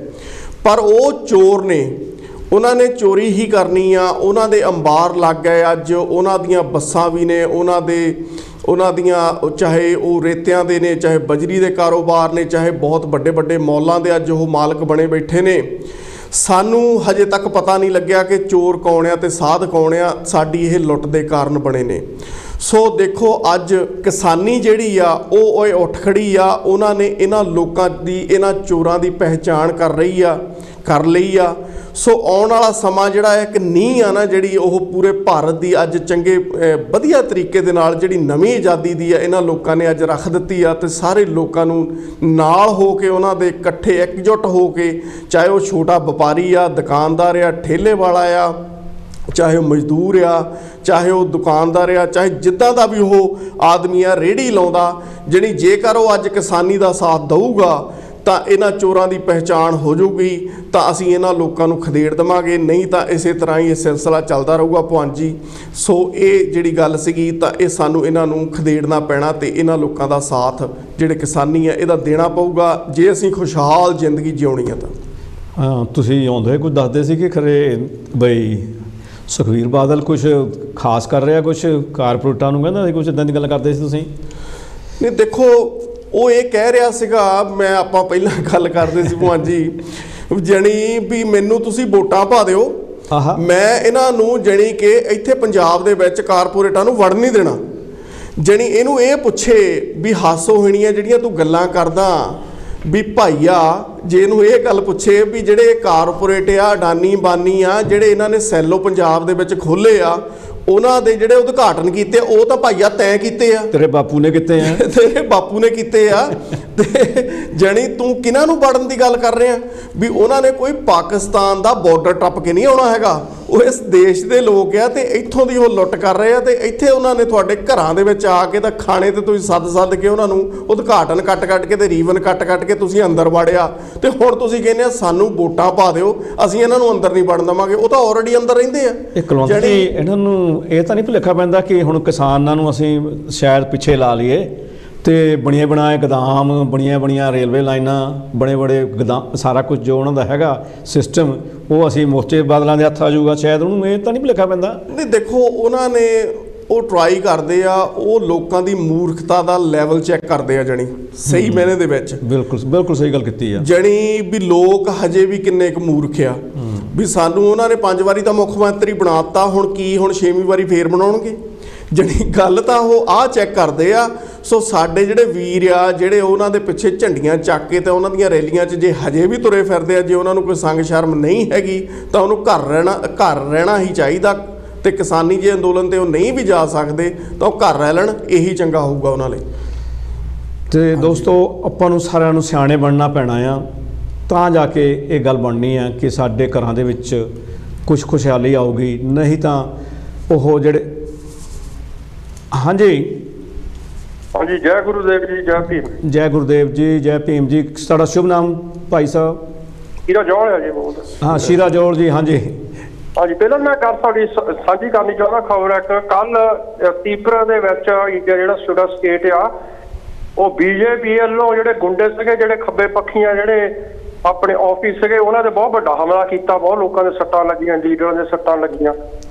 ਤੇ ਇਹ ਕੋਈ ਖਬਰ ਆਈ ਨਹੀਂ ਬਾਹਰ, ਜਿੱਦਾਂ TV ਚੈਨਲ ਨੇ ਕਿਸੇ ਨੇ ਦਿਖਾਲੀ ਨਹੀਂ ਹੈਗੀ। ਇਹ ਬਹੁਤ ਨਿੰਦਣਯੋਗ ਆ ਖਬਰ। ਇਹ ਜਿਹੜੇ ਸ਼ੀਤੋਲੇ ਆ, ਇਹਨਾਂ ਨੇ ਕਿਸੇ ਨੂੰ ਬਖਸ਼ਣਾ ਨਹੀਂ ਹੈਗਾ। ਤੇ ਇਹ ਸਾਨੂੰ ਜਿਹੜੀ ਸਾਡੀ ਏਕਤਾ, ਸਾਡੀ ਯੂਨਿਟੀ ਆ, ਆਪਾਂ ਜਾਂ ਸਾਡਾ ਕੋਈ ਵੀ ਪਿਛੋਕੜ ਆ ਜਾਂ ਨਸਲ ਜਾਤ ਆ, ਸਾਨੂੰ ਇਕੱਠੇ ਹੋ ਕੇ BJP ਦਾ ਮੁਕਾਬਲਾ ਕਰਨਾ ਚਾਹੀਦਾ ਹੈਗਾ। ਇਹ ਨਾ ਦੇਖੀ ਆਪਾਂ ਲਵੇ ਉਹ ਖੱਬੇ ਪੱਖੀ ਕਰ ਰਹੇ ਜਾਂ ਕਾਂਗਰਸ ਕਰ ਰਹੇ ਜਾਂ ਕਿਸਾਨ ਕਰ ਰਹੇ ਆ। ਇਹ ਸਾਰਿਆਂ ਦਾ ਘੋਲਿਆ, ਨਹੀਂ ਤਾਂ ਇਕੱਲੇ ਨੂੰ ਢਾਉਣਾ, ਉਹਨਾਂ ਨੇ ਕੁੱਟਣਾ ਹੈਗਾ। ਤੇ ਦੂਜੀ ਗੱਲ, ਮੈਂ ਆਪਣੇ ਪਾਸਟ ਨੂੰ ਸ਼ਰਧਾਂਜਲੀ ਭੇਟ ਕਰਨਾ ਚਾਹੁੰਦਾ ਹੈਗਾ। ਮੈਨੂੰ ਪਾਸਟ ਦਾ ਮੌਕਾ ਮਿਲਿਆ 1987 ਦੇ ਵਿੱਚ ਮਿਲੇ ਸੀ ਅਸੀਂ। ਉਦੋਂ ਪ੍ਰੋਗਰਾਮ ਵੀ ਰੱਖਿਆ ਸੀ ਇੰਡੀਅਨ ਵਰਕਰਸ ਐਸੋਸੀਏਸ਼ਨ ਤੇ। ਹਾਂਜੀ, ਬਹੁਤ ਵਧੀਆ ਇਨਸਾਨ ਸੀਗਾ, ਬਹੁਤ ਪੋਇਟਰੀ। ਮੈਂ ਆਪਾਂ ਦੀ ਪੋਇਟਰੀ ਵੱਲ ਬਹੁਤਾ ਧਿਆਨ ਨਹੀਂ ਦਿੱਤਾ, ਨਾ ਉਹਨੇ ਬਹੁਤੀ ਪੰਜਾਬੀ ਪੜ੍ਹਨੀ ਆਉਂਦੀ ਸੀਗੀ। ਪਰ ਜਦੋਂ ਪਾਸਟ ਦੀ ਪੋਇਟਰੀ ਉਹ ਜਿਹੜੀ ਮੈਂ ਸੁਣਿਆ ਪੋਸਟ ਦੀ ਕੋਟ ਸਭ ਤੋਂ ਖਤਰਨਾਕ ਨਹੀਂ ਹੁੰਦੀ, ਤੇ ਉਹਦੇ ਵਿੱਚ ਮੈਨੂੰ ਵੀ ਸ਼ੌਂਕ ਆ ਪੋਇਟਰੀ ਪੜ੍ਹਨ ਦਾ। ਤੇ ਮੈਂ ਬਾਅਦ ਪੰਜਾਬੀ ਦੀ ਪੜ੍ਹਨੀ ਸਿੱਖ ਲਈ, ਤੇ ਉਹਦੀ ਕਾਫੀ ਦੇਣ ਸੀਗੀ। ਬਹੁਤ ਵਧੀਆ ਇਨਸਾਨ ਸੀਗਾ। ਮੈਂ ਇਹ ਕਹਿੰਦਾ, ਉਦੋਂ ਇੱਕ ਗੀਤ ਚੱਲਦਾ ਹੁੰਦਾ ਸੀਗਾ ਆਪਣੇ ਪੰਜਾਬ ਦੇ ਵਿੱਚ, ਜਾਂ ਅੱਜ ਕੱਲ੍ਹ ਉਹ ਵੀ ਲਾਗੂ ਆ, ਜਿਹਨਾਂ ਨੇ ਪਾਸ ਨੂੰ ਕਦਰ ਕੀਤਾ। ਉਹੀ ਅੱਜ ਕੱਲ੍ਹ ਫਿਰਕੂ BJP ਵਾਲੇ ਸੇਮ ਹੀ RS ਦੇ ਸੇਮ ਹੀ ਗੁੰਡੇ ਹੈਗੇ ਆ। ਉਹ ਗੀਤ ਸੀਗਾ, ਕਹਿੰਦਾ ਮਜ਼ਹਬ ਦੇ ਜੰਨੇ ਅਕਲ ਦੇ ਦੁਸ਼ਮਣ, ਕੌਮਾਂ ਦੇ ਸਰਦਾਰ ਬਣੇ, ਗੁੱਡੇ ਗਲੀ ਬੰਦੂਕਾਂ ਪਾ ਕੇ ਠੇਕੇਦਾਰ ਬਣੇ। ਕਹਿੰਦਾ ਇਹਨਾਂ ਲੋਕਾਂ ਤੋਂ ਬਚ ਕੇ ਰਹਿਣਾ ਚਾਹੀਦਾ ਹੈ, ਚਾਹੇ ਸਿੱਖੀ ਰੂਪ ਚਾਹੁਣ ਜਾਂ ਹਿੰਦੂ ਰੂਪ ਜਾਂ ਮੁਸਲਮਾਨ ਰੂਪ ਚਾਹੁਣ। ਤੇ ਇਹਨਾਂ ਦਾ ਬਸ ਇੱਕੋ ਹੀ ਆ, ਜਿਹੜਾ ਵੀ ਕੋਈ ਬੋਲਦਾ ਇਹਨਾਂ ਦੇ ਵਿਰੋਧ ਜਾਂ ਹੋਰ, ਤੇ ਉਹਨਾਂ ਨੂੰ ਕਤਲ ਕੀਤਾ ਜਾਵੇ। ਧੰਨਵਾਦ ਜੀ। ਮਿਹਰਬਾਨੀ ਸ਼ੀਰਾ ਜੀ। ਦੋਸਤੋ, ਟਾਈਮ ਭੱਜਿਆ ਜਾ ਰਿਹਾ। 2-3 ਗੱਲਾਂ ਅਸੀਂ ਹੋਰ ਕਰਨੀਆਂ ਘੱਟੋ ਘੱਟ। ਉਹ ਸਿਧਾਰਥ ਕੀ ਨਾਂ ਸੀ, ਜਿਹੜਾ ਇੱਕ ਮਾਡਲ ਸੀ, ਐਕਟਰ ਵੀ ਬੜਾ ਪਿੱਛੇ ਡੈਥ ਹੋ ਗਈ ਆ 40 ਸਾਲ ਦਾ। ਉਹਨਾਂ ਦੀ 41 ਜਿਹੜੀ ਡੈਥ ਹੋਈ ਆ, ਉਹ ਹਾਰਟ ਅਟੈਕ ਨਾਲ ਕਹਿੰਦੇ ਹੋਈ ਆ। ਤੇ ਉਹਦੇ ਉੱਤੇ ਕਾਫੀ ਚਰਚਾ ਹੋਈ ਆ ਕਿ ਹਾਰਟ ਜਿਹੜੇ ਮੈਡੀਸਨ ਦੇ ਨਾਲ ਰਿਲੇਟਡ ਲੋਕ ਨੇ, ਹੁਣ ਸਾਡੇ ਵਰਗੇ ਤਾਂ ਨਹੀਂ ਇਸ 'ਤੇ ਗੱਲ ਕਰ ਸਕਦੇ, ਪਰ ਫਿਰ ਵੀ ਜਿਹੜੀਆਂ ਗੱਲਾਂ ਬਾਹਰ ਆਉਂਦੀਆਂ ਸੁਣ ਕੇ ਪਤਾ ਲੱਗਦਾ, ਕਿਉਂਕਿ ਮੈਂ ਆਪ ਮੇਰੇ ਜਿਹੜੀ ਹਾਰਟ ਦੀਆਂ ਬਾਈਪਾਸ ਹੋਏ ਨੇ। ਤੇ ਉਹਨਾਂ ਦੇ ਵਿੱਚੋਂ ਉਹਨਾਂ ਨੇ ਇਹ ਗੱਲ ਕੀਤੀ ਆ ਕਿ ਜਿਹੜੇ ਅਸੀਂ ਖਾਸ ਕਰਕੇ ਜਿਹੜੇ ਪੰਜਾਬੀ ਲੋਕ ਆ, ਦੁਨੀਆ ਦੇ ਵਿੱਚ ਜੇ ਇੰਟਰਨੈਸ਼ਨਲ ਲੈਵਲ 1000 ਦੇ ਵਿੱਚੋਂ 235 ਜਿਹੜੇ ਹਾਰਟ ਦੇ ਮਰੀਜ਼ ਨੇ, ਤਾਂ ਅਸੀਂ ਪੰਜਾਬੀ 1000 ਦੇ ਵਿੱਚੋਂ 271 ਮਰੀਜ਼ ਆ। ਆਪਾਂ ਨੂੰ ਤਾਂ ਦੇਖਣ ਨੂੰ ਲੱਗਦਾ ਵੀ 25 ਬੰਦੇ ਹੀ ਨੇ, ਪਰ ਇਹ ਜਦੋਂ ਇਸ ਤਰ੍ਹਾਂ ਦੇ ਪੈਮਾਨੇ ਆ, ਜਦੋਂ ਇੱਦਾਂ ਦੀ ਤਹਿਕਾਤ ਹੁੰਦੀਆਂ, ਉਹਨਾਂ ਦੇ ਵਿੱਚ ਬਹੁਤ ਵੱਡਾ ਆ।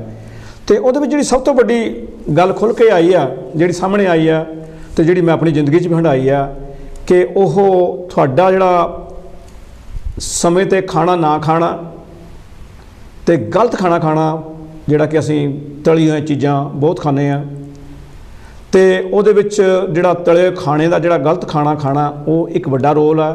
ਅਤੇ ਜਿਹੜਾ ਦੂਜਾ ਸਭ ਤੋਂ ਵੱਡਾ ਉਹਨਾਂ ਨੇ ਦੱਸਿਆ ਕਿ ਸਟ੍ਰੈਸਫੁਲ ਲਾਈਫ ਜਿਹੜੀ ਜ਼ਿੰਦਗੀ ਹੈ ਤੁਹਾਡੀ ਸਟ੍ਰੈਸ ਵਾਲੀ, ਰੁਝੇਵਿਆਂ ਭਰੀ, ਬਲੋੜੋਂ ਵੱਧ ਰੁਝੇਵਾਂ ਚੰਗਾ ਹੁੰਦਾ। ਸਟ੍ਰੈਸ ਇੱਕ ਲਿਮਿਟ ਤੱਕ ਬਹੁਤ ਤੁਹਾਡੀ ਸਿਹਤ ਲਈ ਚੰਗੀ ਆ, ਤੁਹਾਨੂੰ ਐਕਟਿਵ ਰੱਖਦੀ ਆ, ਪਰ ਜਦੋਂ ਇਹ ਸਿਰ ਚੜ੍ਹ ਜਾਂਦੀ ਆ, ਬਲੋੜੋਂ ਵੱਧ ਹੋ ਜਾਂਦੀ ਆ, ਤਾਂ ਫਿਰ ਇਹ ਤੁਹਾਡੇ ਜਿਹੜਾ ਖਾਸ ਕਰਕੇ ਹਾਰਟ ਦੀਆਂ ਆਰਟਰੀਜ਼ ਹੈਗੀਆਂ ਉਹਨਾਂ ਦੇ ਉੱਤੇ ਬਹੁਤ ਅਸਰ ਪੈਂਦਾ, ਉਹ ਸੁੰਗੜ ਜਾਂਦੀਆਂ ਅਤੇ ਉਹਦੇ ਨਾਲ ਤੁਹਾਡਾ ਜਿਹੜਾ ਖੂਨ ਦਾ ਜਿਹੜਾ ਵਹਾਅ ਆ ਉਹ ਘਟ ਜਾਂਦਾ, ਬਹੁਤ ਘਟ ਜਾਂਦਾ। ਸੋ ਇਹ ਜਿਹੜੀ ਬੇਸਿਕ ਗੱਲਾਂ ਸੀਗੀਆਂ ਸਾਨੂੰ ਇਹ ਜ਼ਰੂਰ ਖਿਆਲ ਰੱਖਣੀ ਚਾਹੀਦੀਆਂ। ਜਦੋਂ ਆਪਾਂ ਨੌਜਵਾਨ ਹੁੰਦੇ ਆ ਉਦੋਂ ਬਿਲਕੁਲ ਨੋਟ ਨਹੀਂ ਕਰਦੇ, ਨਾ ਸਾਨੂੰ ਪਤਾ ਲੱਗਦਾ। ਜਿਹੜਾ ਜ਼ਿੰਦਗੀ 'ਚ ਕੋਈ ਸਾਡੇ ਸਰੀਰ 'ਚ ਬਿਮਾਰੀ ਹੁੰਦੀ ਆ ਅਸੀਂ ਉਹ ਝੱਲ ਜਾਂਦੇ ਹਾਂ, ਚੱਕੀ ਰੱਖਦੇ ਹਾਂ, ਪਰ ਜਦੋਂ ਅਸੀਂ 50 ਟੱਪਦੇ ਹਾਂ ਉਦੋਂ ਸਾਨੂੰ ਇਹ ਬਿਮਾਰੀਆਂ ਢਾਉਣ ਲੱਗਦੀਆਂ। ਅਤੇ ਇਹ ਗੱਲ ਜਿਹੜੀ ਸਾਡੇ ਸਾਹਮਣੇ ਸਾਡੇ ਲਈ ਜ਼ਰੂਰੀ ਆ ਕਿ ਅਸੀਂ ਜ਼ਰੂਰ ਆਪਣੀ ਜ਼ਿੰਦਗੀ ਦਾ ਖਿਆਲ ਰੱਖੋ। ਹਾਂਜੀ ਹਾਂਜੀ ਭਾਈ ਸਾਹਿਬ ਜੀ, ਬਹੁਤ ਪਿਆਰ ਭਰੀ ਸਤਿ ਸ੍ਰੀ ਅਕਾਲ। ਮੈਂ ਗੁਰਦੇਵ ਸਿੰਘ ਭੋਗਲ ਬੋਲ ਰਿਹਾ। ਹਾਂ ਭੋਗਲ ਜੀ, ਜੀ ਆਇਆਂ ਨੂੰ, ਮਿਹਰਬਾਨੀ ਤੁਹਾਡੀ ਬਹੁਤ ਬਹੁਤ ਜੀ। ਤੁਹਾਡਾ ਬਹੁਤ ਧੰਨਵਾਦ। ਤੁਹਾਡਾ ਪ੍ਰੋਗਰਾਮ ਤੁਹਾਡਾ ਦੇਖ ਰਹੇ ਸੀ, ਇੰਜੋਏ ਕਰ ਰਹੇ ਸੀ ਪੂਰੀ ਤਰ੍ਹਾਂ। ਮਿਹਰਬਾਨੀ ਜੀ। ਤੇ ਤੁਹਾਡੀਆਂ ਗੱਲਾਂ ਬਿਲਕੁਲ ਠੀਕ ਆ। ਭਈ ਜਿਹੜੇ ਭਾਰਤ ਦੇ ਸਿਆਸੀ ਲੋਕ ਆ ਯਾਰ, ਮੈਂ ਘਰ ਬੈਠੇ ਤਾਂ ਮੈਨੂੰ ਵੀ ਹਾਸਾ ਆ ਜਾਂਦਾ, ਮੈਂ ਲੁਕਾਉਂਦਾ ਨਹੀਂ, ਇਸ ਗੱਲ ਨੂੰ ਛੁਪਾਉਂਦਾ ਨਹੀਂ ਹੈ। ਵੀ ਇਹ ਜਦੋਂ ਇਹਨਾਂ ਨੂੰ ਅਹੁਦੇ ਮਿਲਦੇ ਨੇ, ਵੱਡੇ ਅਹੁਦੇ ਮਿਲਦੇ ਨੇ, ਉਸ ਵੇਲੇ ਸਹੁੰ ਚੁਕਾਈ ਜਾਂਦੀ ਹੈ ਵੀ ਮੈਂ ਸੱਚ ਬੋਲਣਾ, ਸੱਚ ਤੋਂ ਬਗੈਰ ਕੁਝ ਨਹੀਂ। ਪਰ ਇਹ ਸੱਚੀ ਇਹ ਸੱਚ ਬੋਲਣ ਦੀ ਸਹੁੰ ਖਾਂਦੇ ਨੇ ਕਿ ਸੱਚ ਤੋਂ ਸੰਨਿਆਸ ਲੈਣ ਦੀ ਸਹੁੰ ਖਾਂਦੇ ਨੇ ਕਿ ਜੋ ਮਰਜ਼ੀ ਹੋ ਜਾਏ ਸੱਚ ਨਹੀਂ ਬੋਲਣਾ। ਹਾਂ ਬਿਲਕੁਲ ਬਿਲਕੁਲ, ਲੱਗਦਾ ਤਾਂ ਇਦਾਂ ਹੀ ਆ, ਸੰਨਿਆਸ ਲੈ ਲੈਂਦੇ ਸੱਚ ਤੋਂ। ਇਦਾਂ ਹੀ ਲੱਗਦਾ ਨਾ ਵੀ ਸੱਚ ਬੋਲਣ ਦੀ ਸਹੁੰ ਨਹੀਂ ਖਾਂਦੇ, ਇਹ ਸਹੁੰ ਖਾਂਦੇ ਨੇ ਸੱਚ ਤੋਂ ਸੰਨਿਆਸ ਲੈਣ ਦੀ, ਹੈ ਨਾ। ਵੀ ਦੇਖੋ ਤੁਸੀਂ ਜਿਹੜੀ ਪਾਰਟੀ ਦੀ ਮਰਜ਼ੀ ਗੱਲ ਕਰ ਲਓ, ਤੁਹਾਡਾ ਪ੍ਰੋਗਰਾਮ ਮੈਂ ਸਾਰਾ ਸੁਣਿਆ, ਬਹੁਤ ਨਾਈਸ, ਵੈਰੀ ਨਾਈਸ ਹੁੰਦਾ। ਤੇ ਦੇਖੋ ਜੇ ਵਾਅਦੇ ਦਾਅਵੇ ਤੋਂ ਬਗੈਰ, ਡੁਗਡੁਗੀਆਂ ਤੋਂ ਬਗੈਰ, ਜੁਮਲੇਬਾਜ਼ੀ ਤੋਂ ਬਗੈਰ, ਬਿਆਨਬਾਜ਼ੀ ਤੋਂ ਬਗੈਰ ਵਿੱਚ ਕੱਖ ਨਹੀਂ ਹੁੰਦਾ। ਬਿਲਕੁਲ, ਬਲਕਿ ਲੋਕਾਂ ਨੂੰ ਦਿਨੇ ਪੈਂਦੀ ਸੁਣਾਉਣ ਦੀ ਗੱਲ ਕਰਦੇ ਨੇ ਇਹ, ਤੇ ਲੋਕਾਂ ਨੂੰ ਬਿਲਕੁਲ ਇਹ ਹਾਲਤ ਦੇ ਵਿੱਚ ਕੀ ਹੈ, ਬਿਲਕੁਲ ਸਾਨੂੰ ਜਿਹੜੇ ਅਸੀਂ ਗਰੀਬ ਲੋਕ ਹੈ, ਮਜ਼ਦੂਰ ਲੋਕ ਹੈ, ਹਾਂ, ਉਹਨਾਂ ਨੂੰ ਇਹ ਬਿਲਕੁਲ ਸਾਨੂੰ ਇਹ ਬੇਵਕੂਫ ਸਮਝਦੇ ਨੇ। ਬਿਲਕੁਲ ਬਿਲਕੁਲ, ਹਾਂ। ਪਰ ਇਹ ਆ ਜਿਹੜੀ ਤੁਸੀਂ ਗੱਲ ਕੀਤੀ ਸੀ ਨਾ ਪਹਿਲਾਂ, ਵੀ ਠੱਗ ਬਿਲਕੁਲ ਜਿਹੜੇ ਭਲੇ ਮਾਨਸ ਲੋਕ ਹੁੰਦੇ ਨੇ ਨਾ, ਭਲੇ ਲੋਕ ਹੁੰਦੇ ਨੇ, ਜਿਹੜੇ ਦਸਾਂ ਨੌਂ ਦੀ ਕਿਰਤ ਕਰਨ ਵਾਲੇ ਲੋਕ ਹੁੰਦੇ ਨੇ, ਉਹਨਾਂ ਨੂੰ ਇਹ ਵਾਕਿਆ ਮੂਰਖ ਸਮਝਦੇ ਨੇ। ਸੱਚੀ ਗੱਲ ਤੁਹਾਡੀ ਇਹ, ਕਿਉਂਕਿ ਤਾਈਓ ਤਾਂ ਇਹ ਮੂਰਖ ਬਣਾਉਣ ਦੇ ਆਦੀ ਹੋ ਚੁੱਕੇ ਹੁੰਦੇ ਨੇ ਨਾ। ਤੇ ਹੁਣ ਲੋਕ ਜਾਗ ਪਏ ਨੇ, ਜਾਗਣਾ ਚਾਹੀਦਾ ਵੀ ਆ। ਤੁਸੀਂ ਜਿਹੜਾ ਮਰਜ਼ੀ ਆਗੂ ਲੈ ਲਓ, ਕੋਈ ਗੁਟਕੇ ਦੀ ਸਹੁੰ ਖਾ ਕੇ ਮੁੱਕਰ ਜਾਂਦਾ, ਕੋਈ ਕੁਛ ਕਰਕੇ ਮੁੱਕ ਜਾਂਦਾ, ਕੋਈ ਕਹਿੰਦਾ ਮੈਂ ਖਾਲਸਾ ਰਾਜ ਲਿਆਊਂ, ਕੋਈ ਕਹਿੰਦਾ ਮੈਂ ਕੈਲੀਫੋਰਨੀਆ ਬਣਾ ਦਊਂ, ਕਦੇ ਕਹਿੰਦਾ ਮੈਂ ਸ਼ੇਰੇ ਪੰਜਾਬ ਵਰਗਾ ਰਾਜ ਲਿਆ ਦਊਂ। ਦੱਸੋ ਯਾਰੋ, ਹੱਦ ਹੋ ਗਈ। ਤੇ ਇੰਨੇ ਸਾਲ ਹੋ ਗਿਆ, 47 ਤੋਂ ਲੈ ਕੇ ਅੱਜ ਤੱਕ ਤੁਹਾਡੇ ਕੋਲ ਕੱਖ ਨਹੀਂ ਬਣਿਆ, ਹੁਣ ਤੁਸੀਂ ਸਭ ਕੁਝ ਬਣਾ ਦੇਣਾ ਕਹਿੰਦੇ ਆ। 4 ਮਹੀਨੇ ਆਉਂਦੇ 4 ਮਹੀਨਿਆਂ 'ਚ ਬਣਾ ਦੇਣਾ ਇਹਨਾਂ ਨੇ। ਦੱਸੋ ਬੰਦਾ ਕਰੂ ਕੀ ਕਰੂ ਇਹਨਾਂ ਲੋਕਾਂ ਨੂੰ। ਤੇ ਉਹ ਗੱਲ ਆ ਵੀ ਖੁਦਾ ਦਾ ਤੇ ਅੱਤ ਦਾ ਵੈਰ ਹੁੰਦਾ। ਹੁਣ ਲੋਕ ਜਾਗ ਪਏ ਨੇ, ਜਿਹੜੇ ਨਹੀਂ ਜਾਗੇ ਉਹਨਾਂ ਨੂੰ ਜਾਗ ਪੈਣਾ ਚਾਹੀਦਾ। ਇਹੋ ਜਿਹੀਆਂ ਸਰਕਾਰਾਂ ਦਾ ਫਾਹਾ ਪੜਨਾ ਚਾਹੀਦਾ, ਉਹਨਾਂ ਨੂੰ ਇਹ ਲਾਂਭੇ ਕਰਨਾ ਚਾਹੀਦਾ। ਕੋਈ ਇਹੋ ਜਿਹੀ ਪਾਰਟੀ ਆਉਣੀ ਚਾਹੀਦੀ ਜਿਹੜੀ ਭਾਰਤ ਨੂੰ ਅੱਗੇ ਵਿਕਾਸ ਲੈ ਕੇ ਆਵੇ, ਨਾ ਕਿ ਵਿਨਾਸ਼ ਕਰੇ। ਹੁਣ ਤੇ ਵਿਨਾਸ਼ ਹੋਰ ਪ੍ਰਤੱਖ ਨੂੰ ਕੋਈ ਪ੍ਰਮਾਣ ਦੀ ਲੋੜ ਥੋੜੀ ਹੁੰਦੀ, ਅੱਖਾਂ ਦੇ ਸਾਹਮਣੇ ਹੋ ਰਿਹਾ ਸਾਰਾ ਕੁਝ।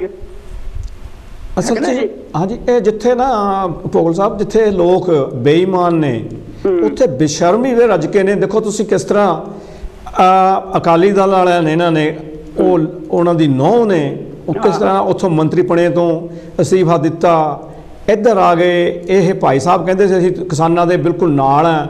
ਜਦੋਂ ਹੁਣ ਸਾਰਾ ਕੁਝ ਪਤਾ ਲੱਗਦਾ ਵੀ ਇਹਨਾਂ ਨੇ ਇਹ ਤਾਂ ਮੂਹਰੇ ਹੋ ਕੇ ਸਭ ਤੋਂ ਇਹ ਉੱਥੇ ਇਹਨਾਂ ਨੇ ਪਾਸ ਕਰਵਾਏ ਨੇ ਕਾਨੂੰਨ। ਇਹਨਾਂ ਨੇ ਪਾਸ ਕਰਾ ਕੇ 2-3 ਮਹੀਨੇ ਇਹਨਾਂ ਨੇ ਬਿਆਨਬਾਜ਼ੀਆਂ ਕੀਤੀਆਂ, ਪ੍ਰੋਪੇਗੈਂਡਾ ਕੀਤਾ ਕਿ ਇਹ ਕਿਸਾਨਾਂ ਵਾਸਤੇ ਲਾਭਦਾਇਕ ਨੇ। ਇਹ ਜਿਹੜੇ ਕਾਨੂੰਨ ਨੇ ਲਾਭਦਾਇਕ ਕਰਦੇ ਰਹੇ ਨੇ ਇਦਾਂ। ਉਹ ਤੇ ਉਹਨਾਂ ਨੇ ਅਸਤੀਫਾ ਦੇਣਾ ਨਹੀਂ ਸੀਗਾ, ਉਹ ਤੇ ਦਬਾਇਆ ਗਿਆ। ਪ੍ਰੈਸ਼ਰ ਇੰਨਾ ਪੈ ਗਿਆ, ਲੋਕਾਂ ਦਾ ਦਬਾਅ ਇੰਨਾ ਪੈ ਗਿਆ ਕਿ ਛੱਡਣੀ ਪਈ ਕੁਰਸੀ ਲਈ। ਤਾਂ ਉੱਥੇ ਮਰਦੇ ਨੇ, ਕੁਰਸੀ ਕੋਈ ਛੱਡਣ ਨੂੰ ਰਾਜੀ ਨਹੀਂ ਹੈ ਤੇ ਕੁਰਸੀ ਛੱਡਣੀ ਪਈ। ਦੇਖੋ ਜੀ ਭੋਗਲ ਜੀ, ਇਹ ਵੀ ਹੋ ਸਕਦਾ ਕਿ ਇਹ ਸਹਿਮਤੀ ਦੇ ਨਾਲ ਹੀ ਬੀਜੇਪੀ ਨੇ ਤੇ ਅਕਾਲੀਆਂ ਨੇ ਆਪਣੀ ਸਹਿਮਤੀ ਦੇ ਨਾਲ ਹੀ ਅਸਤੀਫਾ ਲਿਆ ਹੋਵੇ।